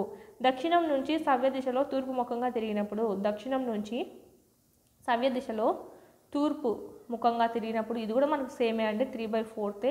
పడమర నుంచి సవ్య దిశలో తూర్పు ముఖంగా తిరిగినప్పుడు పడమర నుంచి సవ్య దిశలో తూర్పు ఇది ఇక్కడ ఉంది మనకు తూర్పు ముఖంగా తిరిగినప్పుడు 180 degrees అండి. అంటే మనకు ఇక్కడ హాఫ్ వంత్ అనేది తిరిగాము. కింద ఇచ్చిన సమయాల్లో గడియారం గంటల ముళ్ళు ఎన్ని లంబాలు తిరుగుతుంది. ఓన్లీ లంబ కోణాల్లోనే మనం ఇక్కడ కనుక్కోవాలి. ఇక్కడ మనకు వాచ్ ఉంటే ఒకటి బాగుండు శాంపుల్కి. ఓకే, ఇక్కడ మనం చెప్తాను చూడండి. అయినా ఇక్కడ 3 నుంచి 6 అండి. ఇవన్నీ లంబ కోణాలే కాబట్టి చూడండి చూసుకుందాం. ఈ చిన్నవి ఏంటంటే 1, 2 ఉంది కదా ఇలా. సో అవి మనం అవసరం ఉంటే వేసుకుందాం, లేకపోతే లేదు. 3 నుంచి 6కి ఎంత ఒక లంబ కోణమే. సో ఒక లంబ కోణం. 2 నుంచి 8 అండి. ఓకే, ఇది చూడండి 4, 5, 7, 8 ఉంటే 2 నుంచి ఇక్కడ మనకు చూసినట్టయితే 2 నుంచి 8 వరకు అయితే ఒక లంబ కోణము, ఇది ఒక లంబ కోణము. అంటే 2 లంబ కోణాలు తిరగాలి. 5 నుంచి 11 వరకు 5 ఇక్కడ ఉంది మనకు. ఓకే, 11 ఎక్కడ ఉంది మనకి ఇక్కడ ఉంది. 5 నుంచి 11 వరకు అంటే ఇక్కడ కూడా సేమ్ అండి. 2 లంబ కోణాలు అనేటివి తిరగాల్సి ఉంటుంది. సో ఈ విధంగా కనుక్కోవాలి. నెక్స్ట్ కింద ఇచ్చిన దిశ వైపుగా తిరిగినా మీరు ఎన్ని లంబ కోణాలు చేస్తారు. సేమ్ అండి. మనకి ఇక్కడ ఫస్ట్ అయితే ఏమి ఇచ్చారు, గడియారం ప్రకారం ఇచ్చారు. ఇదైతే మనకు దిక్కుల ప్రకారం ఇవ్వడం జరిగింది. North, south, west, east. దక్షిణం నుంచి సవ్య దిశలో తూర్పు కంట. దక్షిణం నుంచి సవ్య దిశలో తూర్పుకి అంటే ఇక్కడ నుంచి ఇంతవరకు అంటే ఎంత మనకు 1, 2, 3 అంటే 3 లంబ కోణాలు అనేటివి తిరగాలి. ఉత్తరం నుంచి అపసవ్య దిశలో తూర్పు వైపుకు తిరిగిన ఉత్తరం నుంచి ఓకే అంటే ఉత్తరం నుంచి అపసవ్య అంటే మనకి ఇక్కడ ఇలా కాకుండా రివర్స్ వస్తుంది. రివర్స్లో తూర్పు కంట. రివర్స్లో తూర్పుకి ఇది కూడా మనకు 3 లంబ కోణాలు వస్తుంది. 1, 2, 3. పడమర నుంచి పడమరకు తిరిగిన అంటే మనకి ఇక్కడ ఈడ వెస్ట్ ఉంది. మళ్ళీ ఈడికే స్టార్ట్ అయినావు మళ్ళీ అంటే 1, 2, 3, 4 అంటే 4 లంబ కోణాలు అనేటివి తిరగాల్సి ఉంటుంది. దక్షిణం నుంచి ఉత్తరానికి తిరిగిన ఓకే దక్షిణం నుంచి సవ్యాన అపసవ్యాన ఇవ్వలేదు. ఎందుకంటే నువ్వు సవ్య దిశలో తిరిగినా సేమే, అపసవ్య దిశలో తిరిగినా కూడా సేమ్గానే వస్తుంది. సో మనకి 2 లంబ కోణాలు అనేటివి తిరగాలి దక్షిణం నుంచి ఉత్తరానికి. కింది సందర్భాల్లో గడియారపు గంటల ముళ్ళు ఎక్కడ ఆగుతుంది. 6 నుంచి లంబకోణం తిరిగిన 6 నుంచి లంబకోణం తిరిగిందంటే ఓకే 6 నుంచి లంబకోణం తిరిగిందంటే మనకి ఇక్కడ 9 కాడ ఆగుతుంది. 6 నుంచి 2 లంబకోణాలు తిరిగిందంటే 1 లంబకోణం 12 వద్ద ఆగుతుంది. 10 నుండి 3 లంబకోణాలు తిరిగిందంటే ఓకే 9 ఇక్కడ ఉంటుంది. 10, 11 ఓకే మనకి ఇక్కడ 3 లంబకోణాలు అడిగారు. 10th లైన్ ఏంటి ఇది కదా ఓకే. ఇక్కడ మనకు ఇక్కడ ఇదేమవుతుందంటే దీనికి లంబం అనేది అవుతుంది. 1 అనేది లంబకోణం అవుతుంది. ఇది ఒక లంబకోణం, ఇది ఒక లంబకోణం, ఇది ఒక లంబకోణం అంటే 3 లంబకోణాలు తిరిగింది. 7 అనేది రైట్ ఆన్సర్ అవుతుంది. 3 లంబకోణాలు తిరిగిన తర్వాత 7 నుంచి 2 సరళ కోణాలు తిరిగిన 2 సరళ కోణాలు అంటే ఏంటి 180, 180 అంటే సేమ్ మళ్ళీ 7 కాడికే వస్తారు. ఓకే ఇది మనకు సంబంధించి డైరెక్షన్ సంబంధించి ప్రాబ్లమ్స్ అనేవి చూసుకుందాం. కోణాలు చూద్దాం. అల్ప, అధిక, పరావర్తన కోణాలు అనేటివి చూద్దాము. అల్ప అంటే ఏంటంటే 90 degrees కన్నా తక్కువ ఉండడము. అంటే 90 కన్నా తక్కువ అంటే లంబకోణం కన్నా తక్కువగా ఉండడము. 45, 35 ఇదంతా మనకు ఏమవుతుందంటే లంబకోణం కన్నా తక్కువగా ఉంది కాబట్టి ఇవన్నీ మనకు అల్ప కోణాలు అంటాము. 90 కన్నా ఎక్కువగా ఉంటే దాన్ని మనము అధిక కోణం అంటాము. ఓకే అంటే మనకి ఇక్కడ 90 కంటే ఎక్కువ ఉండాలి ప్లస్ 180 కంటే తక్కువ ఉంటుందండి. ఓకే మనకు ఇక్కడ ఎగ్జాంపుల్ చూసుకుంటే 135 కోణం అనుకోండి. ఇది మనకి ఎంత ఉంది 90 కన్నా పెద్దగా ఉంది, 180 కన్నా తక్కువగా ఉంటుంది, సరళ కోణం కన్నా తక్కువగా ఉంది. సో వీటిని మనము అధిక కోణం అంటాం. పరావర్తన కోణం చెప్పుకున్నాను కదా 180 పైనగా ఉంటుంది. 270 అనేది ఏమవుతుంది ఒక పరావర్తన కోణం అనేది అవుతుంది. దీన్ని మనం ఏమంటాం ఇంగ్లీష్లో మనము acute angle, obtuse angle, reflect angle అంటాం. అంటే అల్పకోణం అంటే అక్యూట్ యాంగిల్, అధిక కోణం అంటే ఆబ్ట్యూస్ యాంగిల్, పరావర్తన కోణం అంటే రిఫ్లెక్స్ యాంగిల్ అని చెప్పి అంటాము. ఇది మనకు నేను ఆల్రెడీ ముందే చెప్పాను. ఓకే ఇది ఇక్కడ మన డయాగ్రామ్స్ కూడా ఇచ్చారు. ఏదని చెప్పి కనుక్కోవాల్సి ఉంటుంది. ఇక్కడ మనకు అంతకన్నా ముందు ఒక గడియారం యొక్క గంటల ముళ్ళు 12 నుంచి 5 వరకు తిరిగిన ముళ్ళు యొక్క భ్రమణం లంబకోణం కంటే ఎక్కువ. ఓకే చూడండి లంబకోణం అంటే ఏంటి ఈడికి లంబకోణము. ఓకే లంబకోణం కంటే ఎక్కువగానే తిరిగింది కదా రొంత. ఓకే అందుకే దీన్ని ఏమన్నామంటే మనం ఇక్కడ అధిక కోణం అని చెప్పి చెప్పవచ్చు. లంబకోణం కంటే ఎక్కువ అంటే ఎక్కువగానే ఉంది, అవును ఎస్ అని చెప్పి చెప్తాము. గడియారంలో గంటల ముళ్ళు 5 నుంచి 7 వరకు అది ఉంది కదా, సో అది ఏమవుతుంది, ఆ కోణం ఎంత, లంబకోణం కన్నా తక్కువగా ఉందండి మనకి ఇది చూసుకుంటే. ఇది లంబకోణం అనుకుంటే ఇది చూడండి తక్కువగా ఉంది కదా, ఇదంతా మనకు లంబకోణం కన్నా తక్కువగా ఉంది. సో అల్పకోణము. లంబకోణం కన్నా ఎక్కువగా ఉందా, లేదు తక్కువగా ఉంది, సో ఇది అల్పకోణం అవుతుంది. క్రింద ఇచ్చిన వాటిని ఆధారంగా తీసుకొని మీరు పరీక్షించండి. 12 నుంచి 2, ఓకే, 12 నుంచి 2 ఇది అల్పకోణమే. 6 నుంచి 7, 6 నుంచి 7 ఇది కూడా అల్పకోణమే.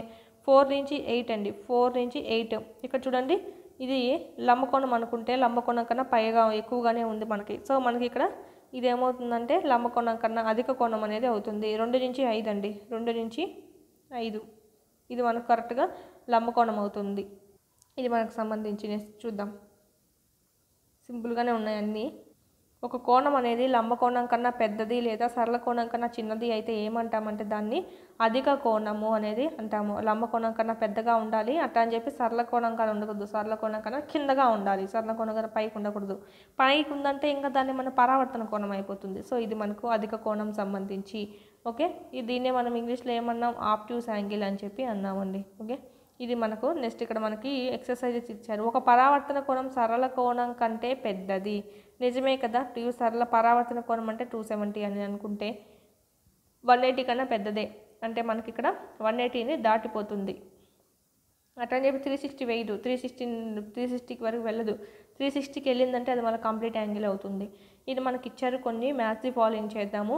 సరళ కోణం అంటే 180 డిగ్రీస్ అంటే పరిభ్రమణలో సగము అని అర్థము. లంబకోణం అంటే పరిభ్రమణలో 4వ వంతు అంటే 90 డిగ్రీస్.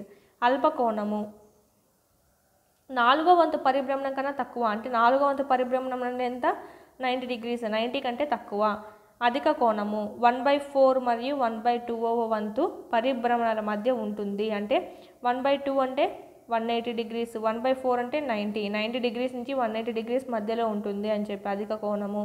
పరావర్తన కోణము సగం పరిభ్రమణం కన్నా ఎక్కువగా ఉందంటే 180 కన్నా ఎక్కువగా ఉందంటే దాన్ని మనము పరావర్తన కోణము అంటాం. ఇది మనకు జతపరచమని ఇచ్చారు. ఇక్కడ మన పిక్చర్స్ కనుక్కోమని చెప్తున్నారు. ఇక్కడ చూడండి 90 కన్నా తక్కువ ఉంది, సో అల్ప. ఇది 90 కన్నా ఎక్కువ ఉంది, అధిక. ఇది చూడండి 90. ఓకే, ఇది మనకు సరళ అని చెప్పచ్చు.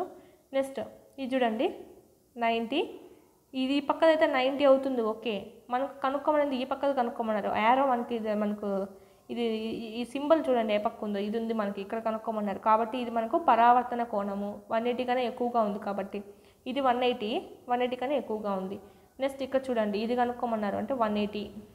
ఇక్కడ చూడండి ఇది మనకు లంబకోణం కన్నా తక్కువగా ఉంది, ఇది కూడా మనకు లంబకోణం కన్నా తక్కువగా ఉంది కాబట్టి అల్పకోణాలే రెండు మనకి. ఇది మనకు సంబంధించి. నెక్స్ట్ అండి కోణం యొక్క కొలత ఎలా కొలుస్తాం, డిగ్రీలలో కొలుస్తాం మనం. అంటే మనకి ఇక్కడ 360 అని చెప్పి పైన ఒక డిగ్రీ పెడతాం కదా, సో ఇది మనకు కోణం కిందికి లెక్క అనేది రావడం జరుగుతుంది. ఒక పూర్తి భ్రమణం చేయడానికి 360 అనేది మనం సూచించుకుంటాము. అంటే ఒక సర్కిల్ని 360 భాగాలు చేయడము అని చెప్పి. ఓకే, 360 భాగాలు చేస్తారు ఈ విధంగా గీతలు గీసి. ఇదే మనము అందుకే 360 మొత్తం కలిసి 360 కాబట్టి అందుకే హాఫ్ అంటే ఏంటి, 360లో హాఫ్ అని చెప్పి తీసుకుంటూ ఉంటాము. ఓకే, ఇది మనకు సంబంధించి. నెక్స్ట్ సగం పరిభ్రమణంలో ఎన్ని డిగ్రీలు ఉంటాయండి, పరిభ్రమణం అంటే ఫుల్ అంటే 360లో సగం ఎంత 180, సో 180 డిగ్రీస్ అనేటివి ఉంటాయి. ఒక లంబకోణంలో ఎంత ఉంటుంది డిగ్రీ, 90 డిగ్రీస్. సరళ కోణంలో 180 డిగ్రీస్ ఉంటాయి.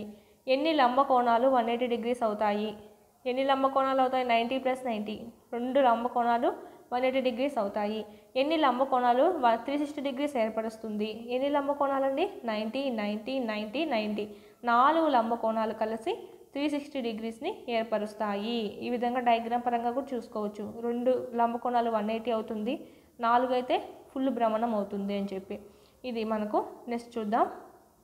ఓన్లీ మీరు చేస్తే సరిపోదండి, ఇక్కడ మనం ఓన్లీ చదువుతూ పోతే సరిపోదు. బిట్స్ ఏ విధంగా వస్తాయని చెప్పి మీరు ప్రాక్టీస్ చేయాలి.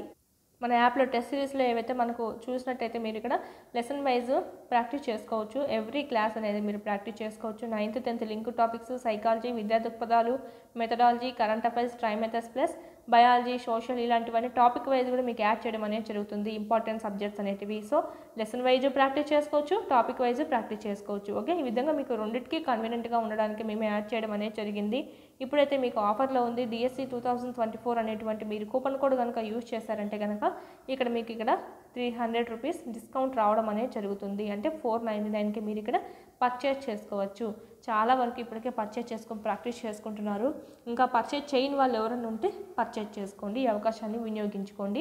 ఇక్కడ మీరు క్లాసెస్ వినండి, అక్కడికి మీరు టెస్ట్ సిరీస్ అయితే ప్రాక్టీస్ చేసుకోండి. ఇన్ టైంలో మీకు సిలబస్ కంప్లీట్ అవుతుంది, ఫుల్ఫిల్గా అయిపోతుంది. 3rd నుంచి 8th వరకు టెక్స్ట్ బుక్స్ కనుక కంప్లీట్ చేసామంటే 9th 10th లింక్ టాపిక్స్ కూడా డిఎస్సికి అయితే ఓకే 80% సిలబస్ ఇక్కడనే కంప్లీట్ అవుతుంది. 80 కాకుండా 90 అయినా అనుకోవచ్చు. 90% సిలబస్ ఇక్కడే కంప్లీట్ అవుతుంది. వీటి నుంచి ఎక్కువగా రావడం జరుగుతుందండి. దీని గురించి ఏమైనా డౌట్స్ ఉంటే కనుక స్క్రీన్ మీద కనిపించిన నెంబర్కి కాల్ చేయొచ్చు.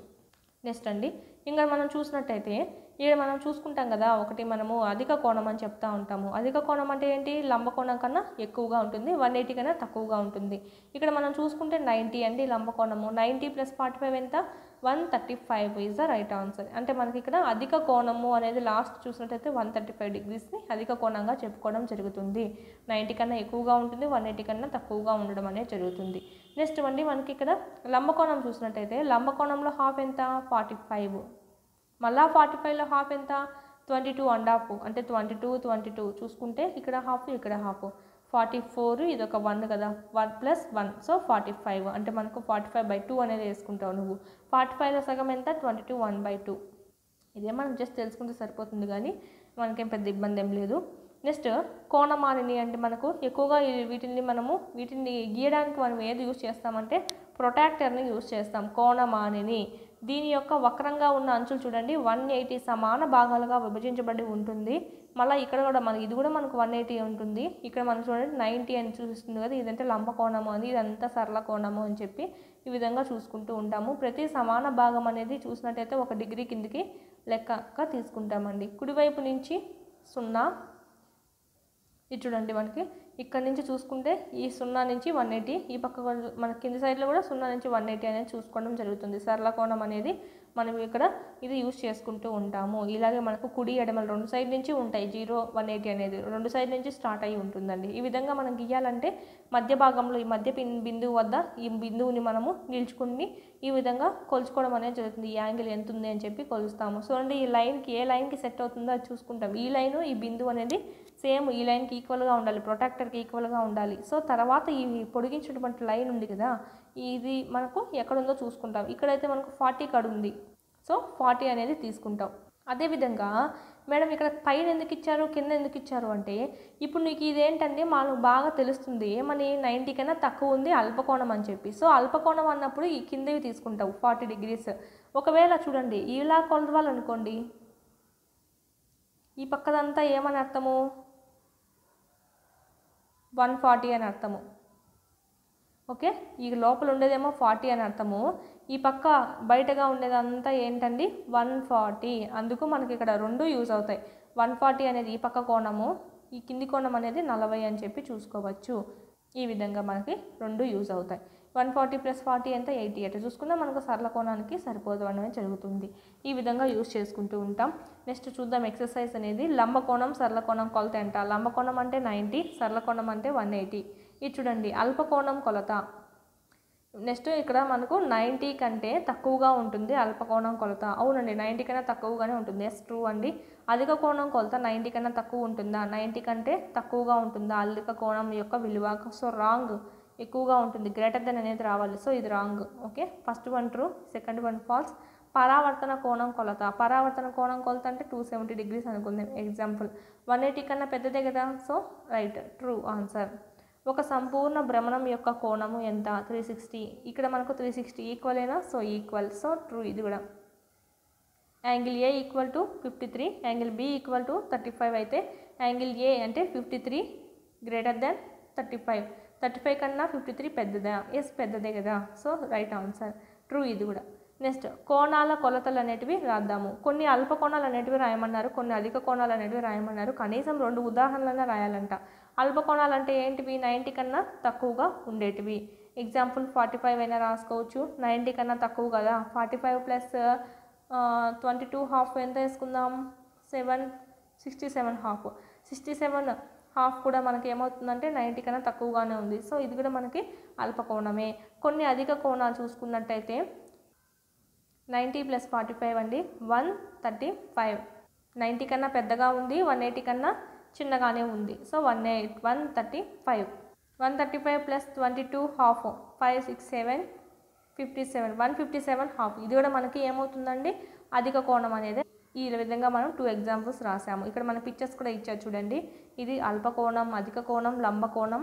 ఇక్కడ మనకు అధిక కోణం, ఇది మనకు చూసినట్టయితే ఇక్కడ మనకు అల్పకోణం, ఇది లంబకోణంగా ఉంది చూడండి, లంబకోణం.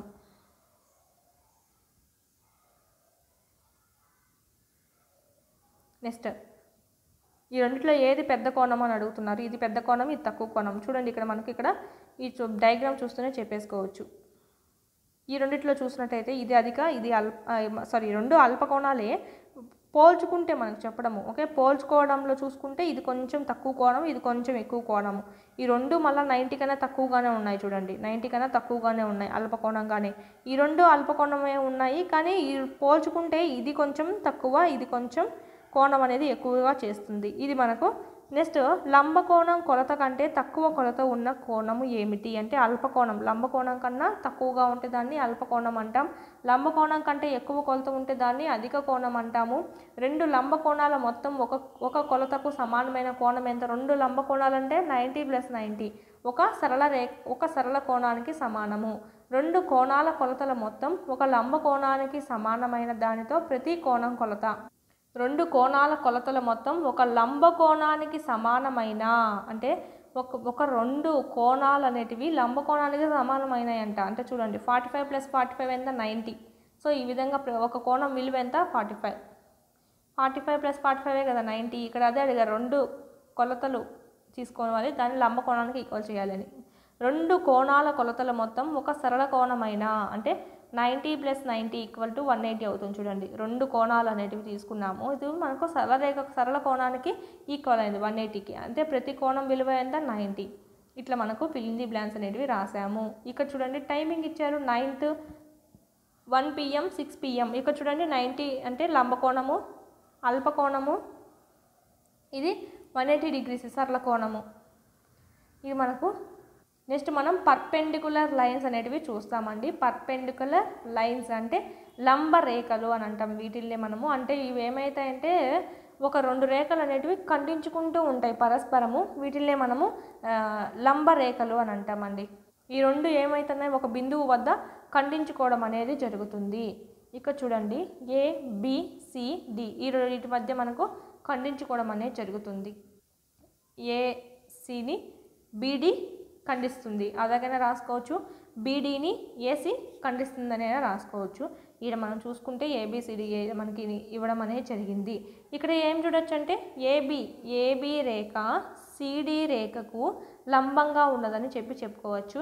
AB పర్పెండిక్యులర్ టు CD అంటే మనకు షేప్ అనేది ఈ విధంగా రావాలండి.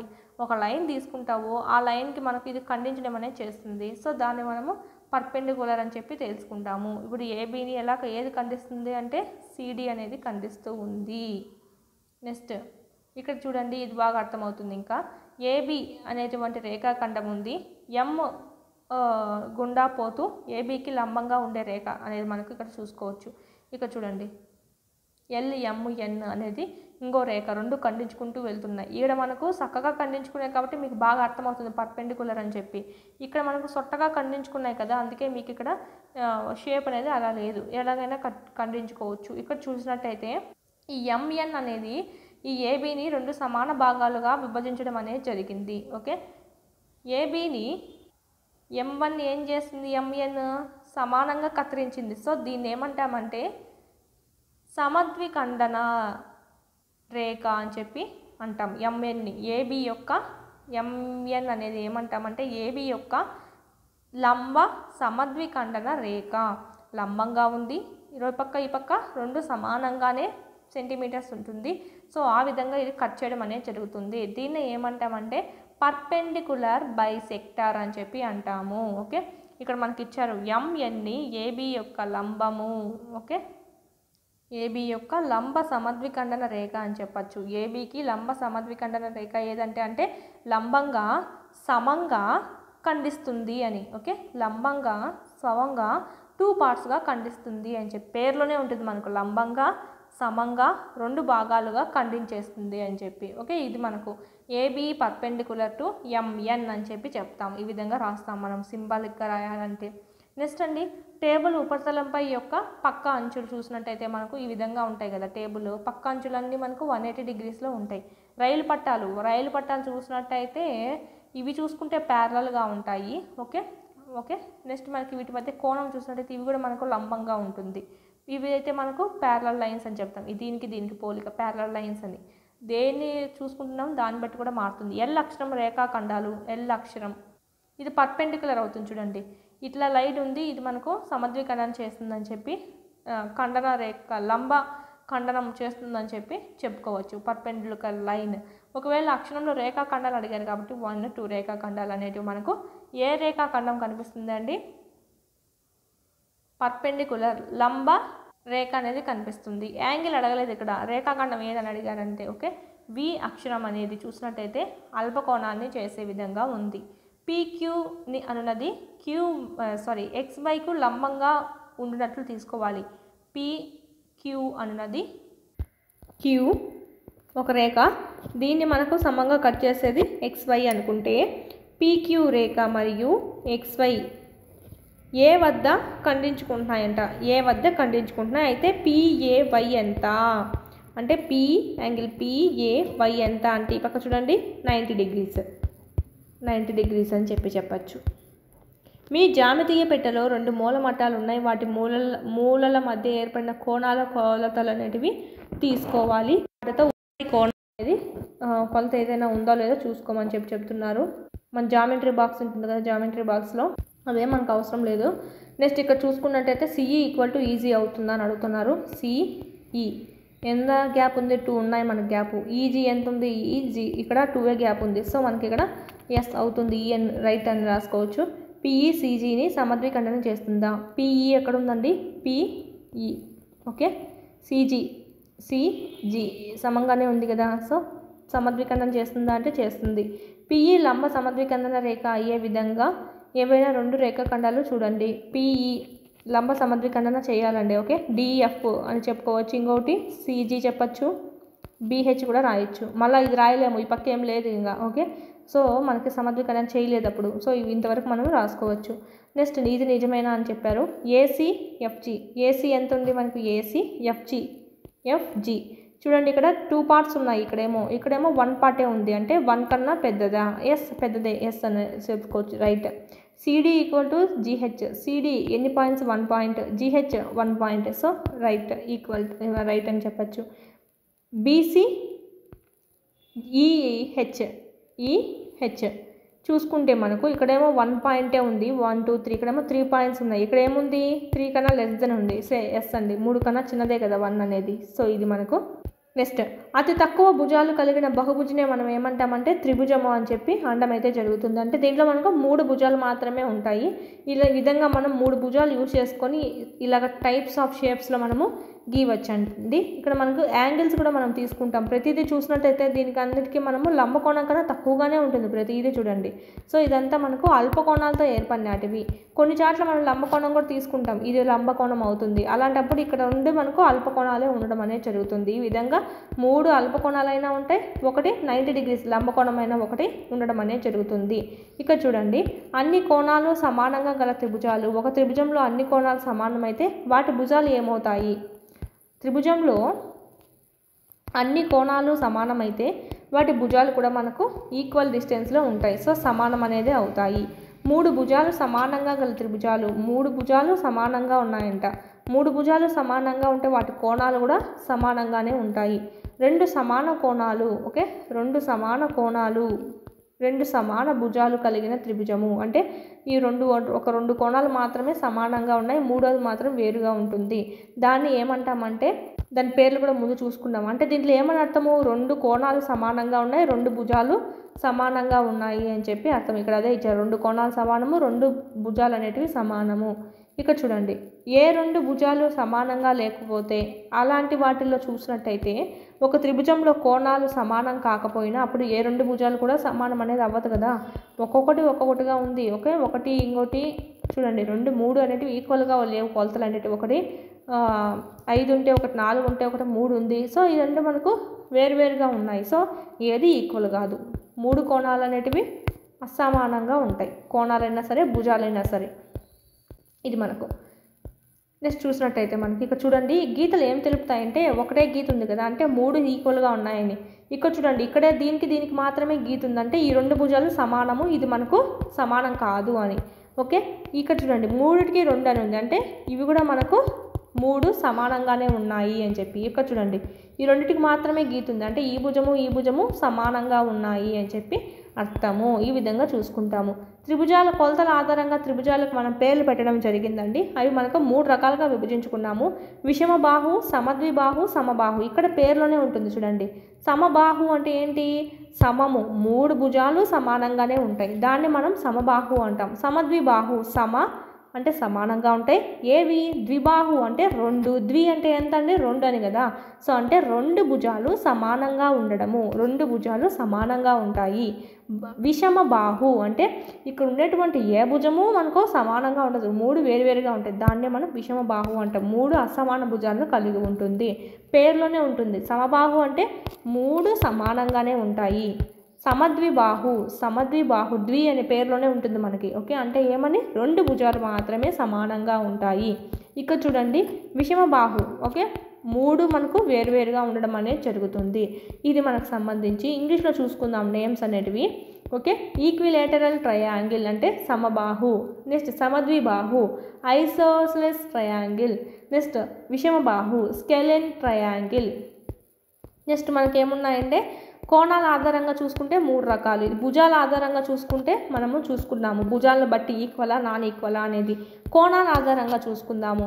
ప్రతి కోణము 90 డిగ్రీస్ కంటే తక్కువ ఉందనుకోండి, అట్లాంటి వాటిని అల్పకోణ త్రిభుజాలు అని అంటాం. ఇది 90 కన్నా తక్కువ ఉంటే ఇంత. ఓకే, అంటే ప్రతి కోణము మనకు 90 కన్నా తక్కువగా ఉంటే దాన్ని మనం అల్పకోణ త్రిభుజము అంటాం. ఏదో ఒక కోణం మాత్రమే లంబమైంది అనుకోండి, ఒక లంబకోణం ఉన్నప్పుడు ఓకే, దీన్ని మనం లంబకోణ త్రిభుజం అని అంటాము. ఇంగ్లీష్లో మనం చూసినట్టయితే ఓకే, అక్యూట్ యాంగిల్. అల్పకోణాన్ని ఏమంటాం? అక్యూట్ యాంగిల్ అంటాం. సో ట్రయాంగిల్ దాంతోనే ఏర్పడింది కాబట్టి acute angle triangle.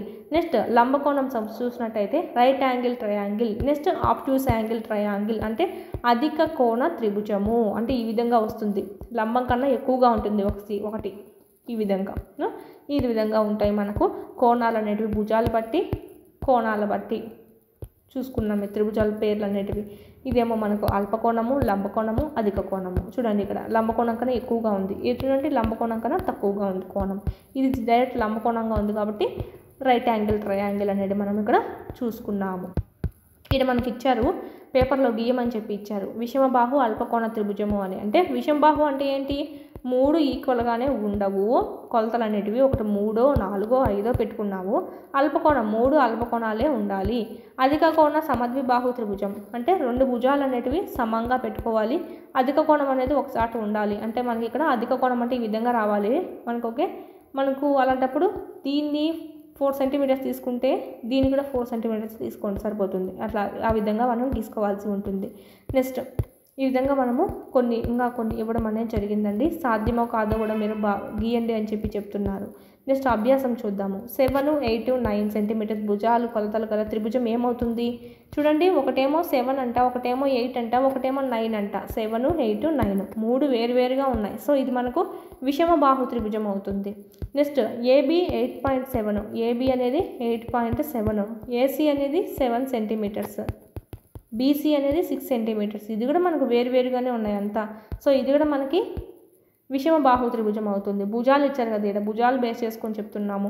PQ, QR, PR. PQ అనేది ఎంత ఉందో క్యూఆర్ కూడా అంతనే ఉంది, పిఆర్ కూడా అంతనే ఉంది. అంటే 5, 5, 5. సో 3 ఈక్వల్గా ఉన్నాయి. అంటే ఏంటి? సమబాహు త్రిభుజము, equilateral triangle. D angle D 90 degrees అంట, అంటే 90 డిగ్రీస్. ఓకే, ఇది డి అనుకుంటే ఇది ఈ, ఇది ఎఫ్. అంటే ఇప్పుడు ఏమవుతుంది? ఇది లంబ కోణ త్రిభుజము, right angle triangle. Angle y అనేది మనకు 90 డిగ్రీస్ ఉంటే X Y equal to YZ. Angle y అనేది మనకు 90 డిగ్రీస్ ఉంది. ఓకే, ఇది ఎక్స్, ఇది y అండి. ఓకే, ఎక్స్ వై వైజెడ్, ఇక్కడ మనకి ఈ జెడ్ అనేది రాసుకుంటాం. ఇది ఇది ఈక్వల్గానే ఉన్నాయంట. అప్పుడు ఏమవుతుంది, లంబ సమద్విబాహు త్రిభుజం అవుతుంది. ఇది లంబ కోణ త్రిభుజం అని చెప్పుకుంటాం. ప్లస్ ఇక్కడ మనకు రెండు భుజాలు ఈక్వల్గా ఉన్నాయి, సో సమద్విబాహు త్రిభుజము. నెక్స్ట్ L 30, M 70, N 80, ఇవన్నీ మనకు 90 కన్నా తక్కువగానే ఉన్నాయి. సో ఇది మనకు అల్పకోణ త్రిభుజము. అల్పకోణ త్రిభుజము ప్లస్ ఈ మూడు వేరువేరుగానే ఉన్నాయి కదా కొలతలు. సో విషమబాహు, అల్పకోణ విషమబాహు త్రిభుజంగా చెప్పుకోవచ్చు. ఈ విధంగా మనము రాసుకోవచ్చండి. భుజాలు కొలతలు పట్టి వాటి నేమ్స్ అనేటివి మనం ఇచ్చుకోవచ్చు. త్రిభుజం యొక్క కొలతలు, త్రిభుజం యొక్క రకాలు. సమాన పొడవు గల మూడు భుజాలు సమానం ఉంటే ఏమవుతుంది, సమబాహు త్రిభుజం మనకు ఏర్పడుతుంది. సమాన పొడవు గల రెండు భుజాలు మాత్రమే ఉంటే సమానంగా సమద్విబాహు పేరులోనే ఉంటుంది. అన్ని అసమాన భుజాలు, అన్ని ఏది మనకు సమానంగా లేదు అప్పుడు విషమబాహు త్రిభుజం అంటాం. మూడు అల్పకోణాలు ఉంటే అది మనకు అల్పకోణ త్రిభుజం అనేది అవుతుంది. ఒక లంబకోణం ఉంటే లంబకోణ త్రిభుజం అవుతుంది. ఒక అధిక కోణం ఉంటే అధిక కోణ త్రిభుజం అవుతుంది.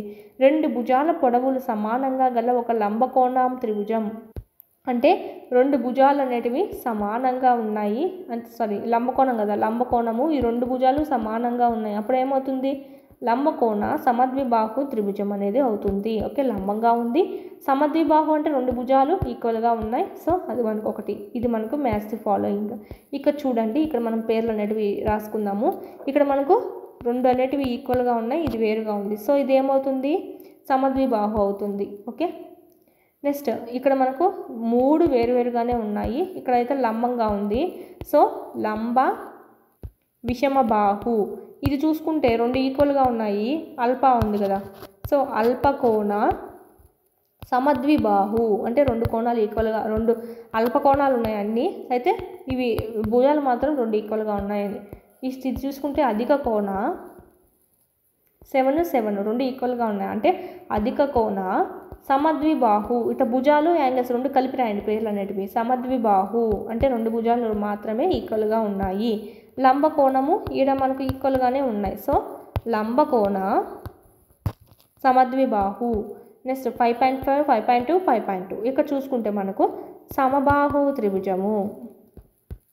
నెక్స్ట్ 9, 15, 10 అధిక కోణ విషమబాహు త్రిభుజము. మూడు ఈక్వల్గా లేకుండా భుజాలు వేరువేరుగా ఉన్నాయి కాబట్టి ఓకే, విషమబాహు. నెక్స్ట్ అండి క్వాడ్రిలేటరల్స్ అనేటివి చూస్తాం ఇప్పుడు. ఓకే, అంటే చతుర్భుజాలు. ఇవిడంతా త్రిభుజాలు చూసుకున్నాం, ఇప్పుడు చతుర్భుజాలు చూద్దాము. చతుర్భుజాలు చూసినట్టయితే 4 ఉంటాయి భుజాలు వీటికి. ఏబి, బీసీ, ఇక్కడ మనకు సిడి, డిఏ. ఇవి 4 కోణాలు అని చెప్పి చెప్పుకోవచ్చు. చతుర్భుజానికి భుజాలు అనేటివి ఇవి మనకు కోణాలు ఏంటివి, angle A, angle B, angle C, angle D, ఇవి కోణాలు అని చెప్పచ్చు. నెక్స్ట్ ఇవి ఏంటివంటే మనకు ఇంకా మనము ఈ విధంగా కూడా రాయచ్చు ఎక్స్పాండ్గా. బిఏడి, యాంగిల్ బిఏడి అంటే యాంగిల్ ఏ అని అర్థం. యాంగిల్ ఏడిసి అంటే యాంగిల్ డి అని చెప్పి అర్థం. యాంగిల్ డిసిబి అంటే యాంగిల్ సి అని అర్థం. యాంగిల్ సిబిఏ సి, ఇక్కడ మనకు లాస్ట్లో ఏమి ఇచ్చారండి, బిడి అని ఇచ్చారు. బిడి అంటే బిఏడి రాయొచ్చు కదా. నెక్స్ట్ ఇంకోటి చూసుకుంటే సిబిఏ అనేది కూడా రాసుకోవచ్చు. ఇక్కడ మనకు యాంగిల్ బి అనేది అవుతుంది. నెక్స్ట్ బీడి అనేది చూసుకున్నట్టయితే ఇది ఒక కర్ణము, డయాగోనల్. ఓకే, బీడి ఒక కర్ణము అని ఇచ్చారు. ఇంకొక కర్ణం ఏంటి, ఏసీ. ఏసీ అనేది కూడా ఒక కర్ణంగానే చెప్పుకోవచ్చు. ఏసీ పీడి అనేటివి రెండు మనకు కర్ణాలు, రెండు మనకు డివైడ్ చేసుకుంటున్నాయి చూడండి. ఓకే, మనకు ఖండన రేఖలు అని కూడా చెప్పుకోవచ్చు. ఏసీ పర్పెండిక్యులర్ టు బీడి అని అయినా రాసుకోవచ్చు మనకి ఇక్కడ. ఓకే, ఇది మనకు ఒక కర్ణం బీడి, ఇంకొక కర్ణం ఏంటి అని అడిగారు. సో ఏసీ అండి ఇంకొక కర్ణము. నెక్స్ట్ చతుర్భుజంలోనే మనకు ఇక్కడ దీర్ఘ చతురస్రం అనేది చూసుకుంటాము. రెక్టాంగిల్ అంటామండి, రెక్టాంగిల్. ఇక్కడ చూసుకుంటే మనకి ఇక్కడ ఇక్కడ 90 ఉంటుంది, 90 90 90 90 4 కోణాలు మనకు 90 డిగ్రీలు ఉండడం అనేది జరుగుతుంది. ఎదురెదురు భుజాలు అనేటివి సమానంగా ఉంటాయి. అంటే ఇక్కడ ఎన్ని సెంటీమీటర్లు, ఇక్కడ అంతే సెంటీమీటర్ ఉంటుంది, ఇక్కడ ఎంత, ఇక్కడ అంతే ఉంటుంది. సో వీటిని మనము దీర్ఘ చతురస్రం అని చెప్పి అంటామండి. ఇక్కడ చూసుకున్నట్టయితే చతురస్రము అంటే స్క్వైర్. ఓకే, స్క్వైర్ చూసుకుంటే 4 భుజాలు ఈక్వల్గా ఉంటాయి. ఇది 5 అనుకోండి, 5 సెంటీమీటర్స్ ఉంటుంది. కోణాలు కూడా మనకు 90 90 90 90 అనేది ఉంటుంది. దీన్నే మనము స్క్వేర్ అని చెప్పి అంటాము. ఈడ మనకి ఇదంతా ఎందుకు ఇచ్చారంటే 45 45 90 ఏంటంటే ఇక్కడ చూడండి, ఇక్కడ కోణం 45, ఇక్కడ కోణం 45, ఇదేమో 90, ఇక్కడ ఇంకొక స్కేల్ 45 45 90. ఇది మన జామెట్రీ బాక్స్లో ఉంటాయి ఈ స్కేల్స్ అనేటివి. ఇదొక స్కేలు, ఇదొక స్కేలు. ఓకే, ఈ స్కేల్స్ పట్టుకొని వీళ్ళు దీన్ని ఏర్పాటు చేయడం అనేది జరిగింది. ఇక్కడ చూడండి, ఇది చూసినట్టయితే మనకు ఇది 90 డిగ్రీస్. ఓకే, ఇదేమో 30 డిగ్రీస్, ఇదేమో 60 డిగ్రీస్. అలాగే మనకు ఇక్కడ ఈ విధంగా కూడా ఇక్కడ తీసుకోవడం జరిగింది. సో దీని ద్వారా మనకు ఇక్కడ స్కేల్స్ అనేటివి ఏర్పరిచి చేశారండి. అందుకే మనకి కోణాలు అనేటివి ఇక్కడ ఇవ్వడం అనేది జరిగింది. 30 60 90తో మనం రెక్టాంగిల్ తయారు చేయొచ్చు. 45 45 90తో ఈ రెండు తీసుకుంటే మనము చతురస్రం అనేది తయారు చేయొచ్చు. ఓకే, నెక్స్ట్ అండి 30 60 90 అని తీసుకున్నట్టయితే సమాంతర చతుర్భుజం చేయొచ్చు. అంటే ఏంటిది, ప్యారలలోగ్రామ్. ఓకే, ప్యారలలోగ్రామ్ అని చెప్తాం. దీంట్లో చూసినట్టయితే మనకు చూడండి, ఇక్కడ మనకి ఏ విధంగా ఉంది, ఇక్కడ మనకు అధిక కోణం ఉంది, ఇక్కడ అధిక కోణమే ఉంది, ఇక్కడ రెండు మనకు అల్ప కోణాలు అనేటివి ఉండడం అనేది జరిగింది. ఇక్కడ చూడండి, ఓకే, అంటే ఇది 90, ఇక్కడ 90 ఉంది, ఇక్కడ 30, ఇక్కడ 60. ఓకే, ఈ విధంగా మనకి ఇక్కడ స్కేల్స్తో అయితే ఇట్లా, స్కేల్స్తో మనకేం పని లేదు. ఇక్కడ చూడండి, ఇక్కడ మనకి ఈ స్కేల్ రెండు స్కేల్స్ కలిసి మనకి ఇక్కడ ఇచ్చిండేది. మనం జస్ట్ ఇది చూసుకుంటే సరిపోతుంది. ప్యారలోగ్రామ్కి చూసినట్టయితే ఎదురెదురు భుజాలు అనేటివి సమాంతరంగా ఉంటాయి. సమానంగా కాదు, సమాంతరంగా ఉంటాయి. అంటే ఏంటి, ఒకదాన్ని ఒకటి ఎక్కడ ఖండించుకోవు అని అర్థం. ఓకే, ఇక్కడ దీనికి ఇది సమాంతరంగా ఉంటే ఇది ప్యారలల్గా ఉండడం అనేది జరుగుతుంది. ఈ విధంగా మనకు ఇక్కడైతే మనకి ఏం చెప్పుకున్నాం, భుజాలు కూడా ఈక్వల్గానే ఉంటాయి. కానీ ప్యారలలోగ్రామ్లో అయితే మనకి ఇక్కడ ఓన్లీ ప్యారలల్ అని చెప్తున్నాం అంతే. అంటే ఎక్కడ ఖండించుకోవు అని చెప్తున్నాం అంతేగాని సమానంగా ఉండాలని ఏమైతే ఏం చెప్పట్లేదు. ఎదుటి భుజాలు సమాంతరంగా ఉంటాయి, ఎదురెటి భుజాలు సమానంగా కూడా ఉంటాయి. కొన్ని దాంట్లో సమానంగా కూడా మనం రాసుకోవచ్చు. ఇలాగ మనకి ఉంటుంది డయాగ్రామ్. ఎప్పుడు ఈ విధంగానే వస్తుంది. 4 నెక్స్ట్ చూసినట్టయితే 4వది ఇక్కడ చూడండి, ఈ స్కేల్స్ అనేటివి 30 60 90 డిగ్రీస్ని యూజ్ చేసుకొని మనకి ఇక్కడ రాంబస్ అనేది తయారు చేశారు. ఈ స్కేల్స్ చూడండి, 4 స్కేల్స్ పెట్టేసి మనకి ఇక్కడ రాంబస్ అనేది తయారు చేయడం అనేది జరిగింది. వీటిని పెట్టుకొని స్కేల్స్ని యూజ్ చేసుకొని ఇది మనకు సంబంధించి. నెక్స్ట్ ట్రెపీజియం అండి. ఇది ట్రెపీజియం చూసినట్టయితే రెండు భుజాల జత సమాంతరంగా ఉండడం అనేది జరుగుతుంది.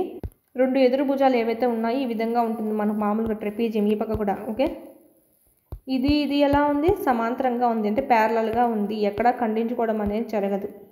ఇది మనకు ట్రెపీజియం అని చెప్పి అంటామండి. నెక్స్ట్ మనకి ఇక్కడ కింద ఇచ్చారు వాక్యాలు, ట్రూ ఆర్ ఫాల్స్ రాయాలి. ఒక దీర్ఘ చతురస్రం యొక్క ప్రతి కోణం ఒక లంబకోణం అవుతుందా? దీర్ఘ చతురస్రం యొక్క ప్రతి కోణం లంబకోణం అవుతుందా? ఎస్ అవుతుంది. దీర్ఘ చతురస్రం యొక్క ఎదురెదురు భుజాల పొడవులు సమానంగా ఉంటాయి. ఎస్ ఉంటాయి. చతురస్రం యొక్క కర్ణాలు ఒకదానికొకటి లంబంగా ఖండించుకుంటాయి, అంటే ఒకదానికొకటి లంబంగా ఉంటాయి అని ఇచ్చారు. ఓకే, ఎస్ అండి, మనకు ఇక్కడ లంబంగానే ఉండడం అనేది జరుగుతుంది. ఓకే, ఈక్వల్గా ఉంటాయి మొత్తం. రాంబస్ యొక్క అన్ని భుజాల పొడవులు సమానంగా ఉంటాయి. ఎస్, భుజాలు అనేటివి మనకు సమానంగానే ఉంటాయి రాంబస్కి. సమాంతర చతుర్భుజం అంటే ప్యారలలోగ్రామ్. మీకు ఇక్కడ పేరు వస్తానే మీరు ఇక్కడ డయాగ్రామ్ చేసుకోండి. అన్ని భుజాల పొడవులు సమానంగా ఉంటాయి. ఎస్ ఉండొచ్చు. ఇలా మనకు ప్యారలల్గా కూడా ఉంటాయి, ఎదురెదురుగా ఉండేటివి కూడా సమానంగా ఉంటాయి. ప్యారలల్గా ఎదురెదురు అయితే ప్యారలలోగ్రామ్కి ఎదురెదురుగా ఉండేవి సమాంతరంగా ఉంటాయి, భుజాలు కూడా సమానంగానే ఉండొచ్చు. ట్రెపీజియం యొక్క ఎదురు భుజాలు సమాంతరంగా ఉంటాయి. ట్రెపీజియం అంటే ఇది. ఎదురు భుజాలు ఎలా ఉన్నాయి, సమానంగా ఉన్నాయి, సమానంగా లేవండి, సమాంతరంగా మాత్రమే ఉన్నాయి. భుజాలు సమానంగా లేవు. మళ్ళీ ఇది ఇంతవరకే స్టాప్ అయింది భుజం, ఈ భుజం మళ్ళీ పొడిగించబడింది. సో భుజాలు అనేటివి సమానం కాదు, సమాంతరాలని చెప్పుకోవచ్చు. సమాంతరం వేరు, సమానం వేరు. సమానం అంటే సేమ్ సెంటీమీటర్స్ ఉండాలి, సమాంతరం అంటే ఎక్కడా ఖండించుకోకుండా రెండు ప్యారలల్గా వెళ్తూ ఉండడము. నెక్స్ట్ ఈ కింద చూస్తాం కదా, వాటికి కారణాలు అనేది తెలపాలంట. ఒక చతురస్రాన్ని ప్రత్యేక దీర్ఘ చతుర్భుజంగా భావించవచ్చా? ఒక చతురస్రాన్ని ప్రత్యేక దీర్ఘ చతురస్రంగా భావించవచ్చా? ఒక చతురస్రాన్ని భావించవచ్చా? ఎస్, ఎందుకంటే హాఫ్ కాన్ కట్ చేసామనుకో ఇదొక చతురస్రం, ఇదొక చతురస్రం అనేది అవుతుంది. ఒక దీర్ఘ చతురస్రాన్ని ప్రత్యేక సమాంతర చతుర్భుజంగా భావించవచ్చా? దీర్ఘ చతురస్రం, దీనికి మనం యాంగిల్స్ మార్చినామంటే సమాంతర చతుర్భుజం చేయొచ్చు. ఒక చతుర్భుజాన్ని ప్రత్యేక రాంబస్గా భావించవచ్చా? చతురస్రం యొక్క కోణాలు ఏ విధంగా ఉంటాయంటే 90 ఉంటుంది. కానీ రాంబస్ చూసినట్టయితే భుజాలు ఈక్వల్గానే ఉంటాయి, నో ప్రాబ్లం. కానీ మనకి ఇక్కడ కోణాలు అనేటివి ఈ విధంగా అరేంజ్మెంట్ ఉంటుంది. ఈ ఖండన కూడా మనకు చూసుకున్నట్టయితే సమద్విఖండన చేసుకుంటాయి. అయితే కర్ణాలు అనేటివి పొడవు ఒకేలా ఉండదు. దీని కర్ణం పొడవు ఎక్కువగా ఉంటుంది, ఈ కర్ణం పొడవు తక్కువగా అట్లా ఉండడం అనేది జరుగుతూ ఉంటుంది. చతురస్రాలు, దీర్ఘ చతురస్రాలు, సమాంతర చతుర్భుజాలు అన్ని చతుర్భుజాలు అవుతాయా? ఎస్, అవుతాయండి. చతురస్రం కూడా ఒక సమాంతర చతుర్భుజం అవుతుంది. చతురస్రం అనేది కూడా ఒక సమాంతర చతుర్భుజం అనేది అవుతుందా అని అడుగుతున్నారు. సో మనకి ఇక్కడ చూసుకున్నట్టయితే కొలతలు మారిస్తే అవ్వచ్చు. 90 డిగ్రీస్ కాకుండా 2 అధిక కోణాలు 2 అల్ప కోణాలు పెట్టామంటే అప్పుడు అవుతుంది. ఓకే, అప్పుడు మనకు వీలుంటుంది. ఒక పటం యొక్క భుజాలు సమాన పొడవు మరియు కోణాల కొలతలు సమానమైతే దాన్ని క్రమపటం అంటారు. దీన్ని మనము క్రమ చతుర్భుజాన్ని గుర్తించగలరా? ఇదే మనకు అవసరం లేదు. నెక్స్ట్ బహుభుజులు అండి. బహుభుజులు వాళ్ళు ఏమంటే పాలిగాన్స్ అంటాం ఇంగ్లీష్లో. ఓకే, పాలిగాన్స్ అంటాము. ఇక్కడ బహుభుజులు చూసుకున్నట్టయితే మనకు ఇంతసేపు మనం త్రిభుజం చూసాము, చతుర్భుజం చూసాము, కానీ ఇంతకన్నా ఎక్కువ చూడండి 5 భుజాలు ఉంటాయి. ఇక్కడేమో మనకు 3 ఉన్నాయి. సో త్రిభుజము, చతుర్భుజము 1 2 3 4 దీంట్లో కూడా టైప్స్ చూసుకున్నాం పైన. పంచభుజి అంటే ఏంటి? 5 భుజాలు. పంచ అంటే 5. ఓకే, 5 భుజాలు 1 2 3 4 5 ఉంటాయి. ఓకే, షడ్భుజి, షడ్ అంటే ఏంటి మనకు 6. సో 1 2 3 4 5 6. అష్టభుజి డైరెక్ట్ 8కి వెళ్ళిపోతుంది. అష్ట అంటే ఏంటండి? 8 అని. సో 1 2 3 4 5 6 7 8 8 భుజాలు. సో ఈ విధంగా మనకి అష్ట, షడ్భుజి, పంచభుజి అనేటివి మనం ఇక్కడ చూసుకుంటాం. ఈ ఆల్రెడీ ముందు చూసుకున్నాం కాబట్టి ఇక్కడ మళ్ళీ మనకు 7 అనేది ఏం లేదండి. ఓకే, సప్తాత ఏం లేదు మనకు. వాళ్ళు ఇచ్చిన వాటిల్లో అయితే మనకి ఓన్లీ మనకి ఇవే చూసుకోవడం అనేది జరగాలి. నెక్స్ట్ ఇక్కడ క్రమ షడ్భుజి యొక్క చిత్రం గీయండి. 3 శీర్షాలు కలుపుతూ ఒక త్రిభుజాన్ని గీయండి అని చెప్పారు. షడ్భుజి అంటే ఏంటంటే మనకు 6 అనేటివి రావాలి. 1 2 3 4 5 6 3ని ఏమన్నా తీసుకోవాలంట. వాటిని యూజ్ చేసుకొని చతుర్భుజం గీసాము. రైట్ యాంగిల్ ట్రయాంగిల్ వచ్చింది. ఇదొక చతుర్భుజం కూడా తయారైంది. సో 1 2 3 ఇక్కడ కూడా మనం ఒకటి తీసుకుంటే ఇదొక ట్రయాంగిల్ అయింది, ఇది కూడా ఒక ట్రయాంగిల్ అవుతుంది. ప్లస్ అదే విధంగా ఎన్నైనా గీసుకోవచ్చు ట్రయాంగిల్స్ అనేటివి. మనం ఈ పక్కకు తీసుకున్నా కూడా ఇదొక ట్రయాంగిల్ అనేది అవుతుంది. సో గీయమన్నారు, సో మనం గీసుకున్నాం. అష్టభుజి యొక్క చిత్తుపటం తీసుకోండి. మీకు కావాలంటే చదరపు గల్ల కాగితం అనేది యూజ్ చేసుకోండి. 4 శీర్షాలను సరిగ్గా కలపండి, దాని ద్వారా దీర్ఘ చతురస్రాన్ని ఏర్పరచండి అని ఇచ్చారు. 1 2 ఓకే 3 4 5 6 7 8. దీన్ని మనం చూసుకుంటే 4 కలిపినామంటే 1 2 3 4 ఒక చతుర్భుజం అనేది చతురస్రం, దీర్ఘ చతురస్రం రెక్టాంగిల్ అనేది రావడం జరిగింది. ఓకే, మనకి ఈ విధంగా మనకు ఇలా కూడా గీసుకోవచ్చు. ఇలా కూడా వస్తుంది కదా ఒకటి రెక్టాంగిల్, అడ్డంగా గీసుకున్నాం కదా. ఇప్పుడు ఇంతకుముందు నిలువుగా గీసుకున్నా కూడా ఒకటి వస్తుంది. కర్ణం అనేది బహుభుజి యొక్క ఏవైనా 2 శీర్షాలను కలిపే రేఖాఖండంగా చెప్పుకోవచ్చు. బహుభుజి యొక్క భుజం అనేది కాదండి. దేనికైనా సరే మనకి ఇక్కడ చూసుకుంటే కర్ణం అంటే ఏంటి? మనకేం భుజాలు ఏం కలపదండి, ఒక 2 శీర్షాలు అనేటివి మాత్రమే కలుపుతుంది. వాటిలో మనం ఏమంటామంటే డయాగోనల్స్ అని చెప్పి అంటాం. నెక్స్ట్ రేఖాఖండం యొక్క చివరి బిందువు మధ్య దూరం దాని పొడవు అవుతుంది. అంటే ఫస్ట్ నుంచి చివరి వరకు ఉంటుంది కదా, ఇదంతా ఏమవుతుంది? రేఖాఖండం యొక్క పొడవు అనేది అవుతుంది. దీంతో మనకి ఈ లెసన్ అనేది అయిపోతుందండి మనకి. ఓకే, ఇంతవరకు ఉంది మనకి. నెక్స్ట్ ఇదంతా మనం ఏం నేర్చుకున్నాం ఈ లెసన్లో అనేది మాత్రమే ఇవ్వడం అనేది జరిగింది. ఈ మనం లెసన్లో ఏమేమి నేర్చుకున్నామని దాంట్లో అంతా క్విక్ రివిజన్ కిందికని చెప్పుకోవచ్చు. రేఖాఖండం యొక్క పొడవు ఏమిటి? ఒక బిందువు నుంచి ఒక బిందువు వద్ద ఉన్నదంతా మనం ఈ రేఖాఖండం యొక్క పొడవు అని చెప్పి చెప్తూ ఉంటాము అని చెప్పి చూసుకున్నాం కదా. ఇక నెక్స్ట్ 2 ఖండన రేఖల మధ్య కోణం ఎంత ఉంటుంది అంటే 90 డిగ్రీస్ అయితే అవి లంబంగా ఉన్నాయి అని చెప్పి అర్థం అని చెప్పుకోవచ్చు. ఇది లంబ కోణము. రేఖాఖండం యొక్క లంబ సమద్విఖండన రేఖ రేఖాఖండాన్ని 2 సమాన భాగాలుగా విభజించేటువంటి లంబరేఖగా చెప్పుకోవచ్చు. ఇది ఇలాగా మనకి. ఓకే, దీన్ని ఏమంటాం? లంబ సమద్విఖండన రేఖ. లంబంగా కట్ చేస్తుంది, 2 సమంగా ఉండేటట్టు కట్ చేస్తుంది భుజాలని. ఓకే, ఇది మనకు. నెక్స్ట్ కోణాలను బట్టి చూసుకున్నట్టయితే ప్రతి కోణము అల్పకోణంగా ఉంటే అల్పకోణ త్రిభుజం, లంబకోణం ఉంటే లంబకోణ త్రిభుజం, అది ఒక కోణం అధిక కోణం ఉంటే అధిక కోణ త్రిభుజము. ఇక్కడ ప్రతి కోణము అల్పకోణం అవ్వాలి, అప్పుడే మనకు అల్పకోణ త్రిభుజం అండి. ఓకే, ఇక్కడ చూడండి, ఒక కోణం లంబకోణం అయినా సరిపోతుంది, లంబకోణ త్రిభుజం. ఒక కోణం అధిక కోణం అయినా మనకి ఇక్కడ అధిక కోణ త్రిభుజమే.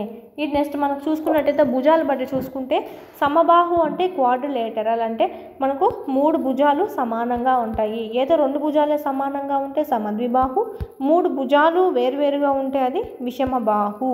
నెక్స్ట్ 3 భుజాలు కలిగి గీస్తే త్రిభుజం, 4 భుజాలతో 4 శీర్షాలు 4 బిందువులతో భుజాలు తీసుకునే 4 భుజాలు తీసుకుంటే చతుర్భుజం, 5 భుజాలు తీసుకుంటే పంచభుజి, 6 భుజాలతో షడ్భుజి, 8 భుజాలతో తీసుకుంటే మనం దాన్ని అష్టభుజి అని అంటామండి. ఒక జత సమాంతర భుజాలు కలిగి ఉంటే, ఒక జత మాత్రమే ఉంటాయి చూడండి, ఇది ఒక జతే కదా. So trapezium. 2 జతలు ఉంటే ప్యారలలోగ్రామ్, చూడండి ఇది సమాంతరంగా ఉంటాయి. సో ప్యారలలోగ్రామ్, సమాంతర చతుర్భుజం. 4 లంబ కోణాలతో సమాంతర చతుర్భుజం. 4 లంబ కోణాలు సమాంతర అంటే 2 ఎదురెదురుగా ఈక్వల్గా ఉన్నాయి. ఓకే, చూడండి ఇక్కడ మనకి సమాంతర చతుర్భుజాలు ఉన్నాయి 2. సో ఇది మనకు దీర్ఘ చతురస్రం. నెక్స్ట్ 4 వైపులా సమాన పొడవు గల సమాంతర చతుర్భుజం. 4 వైపులా సమాన పొడవు ఉందనుకోండి, మనకి ఇక్కడ రాంబస్ అంటాం. 4 లంబ కోణాలతో ఒక రాంబస్, అంటే 4 రాంబస్నే రాంబస్ ఇలా ఉంది కదా, దీన్ని మనం కోణం అనేది లంబంగా చేసుకుంటాము. చూడండి, కోణం అనేది ఈక్వల్గా ఉంటుంది, భుజాలు ఆల్సో ఈక్వల్గా ఉంటాయి. ఈ విధంగా ఉంటే మనకు చతురస్రం. ఈ విధంగా కూడా ఇస్తారండి, 4 లంబ కోణాలతో ఒక రాంబస్ డాష్ ఏమి ఏర్పడుతుంది అని చెప్పి. ఓకే, చతురస్రం అనేది ఏర్పడుతుంది. ఇది మనకు సంబంధించి, దీంతో మనకి లెసన్ అయిపోతుంది. నెక్స్ట్ లెసన్ ఏంటంటే ఇంటీజర్స్ అండి, అంటే పూర్ణ సంఖ్యలు.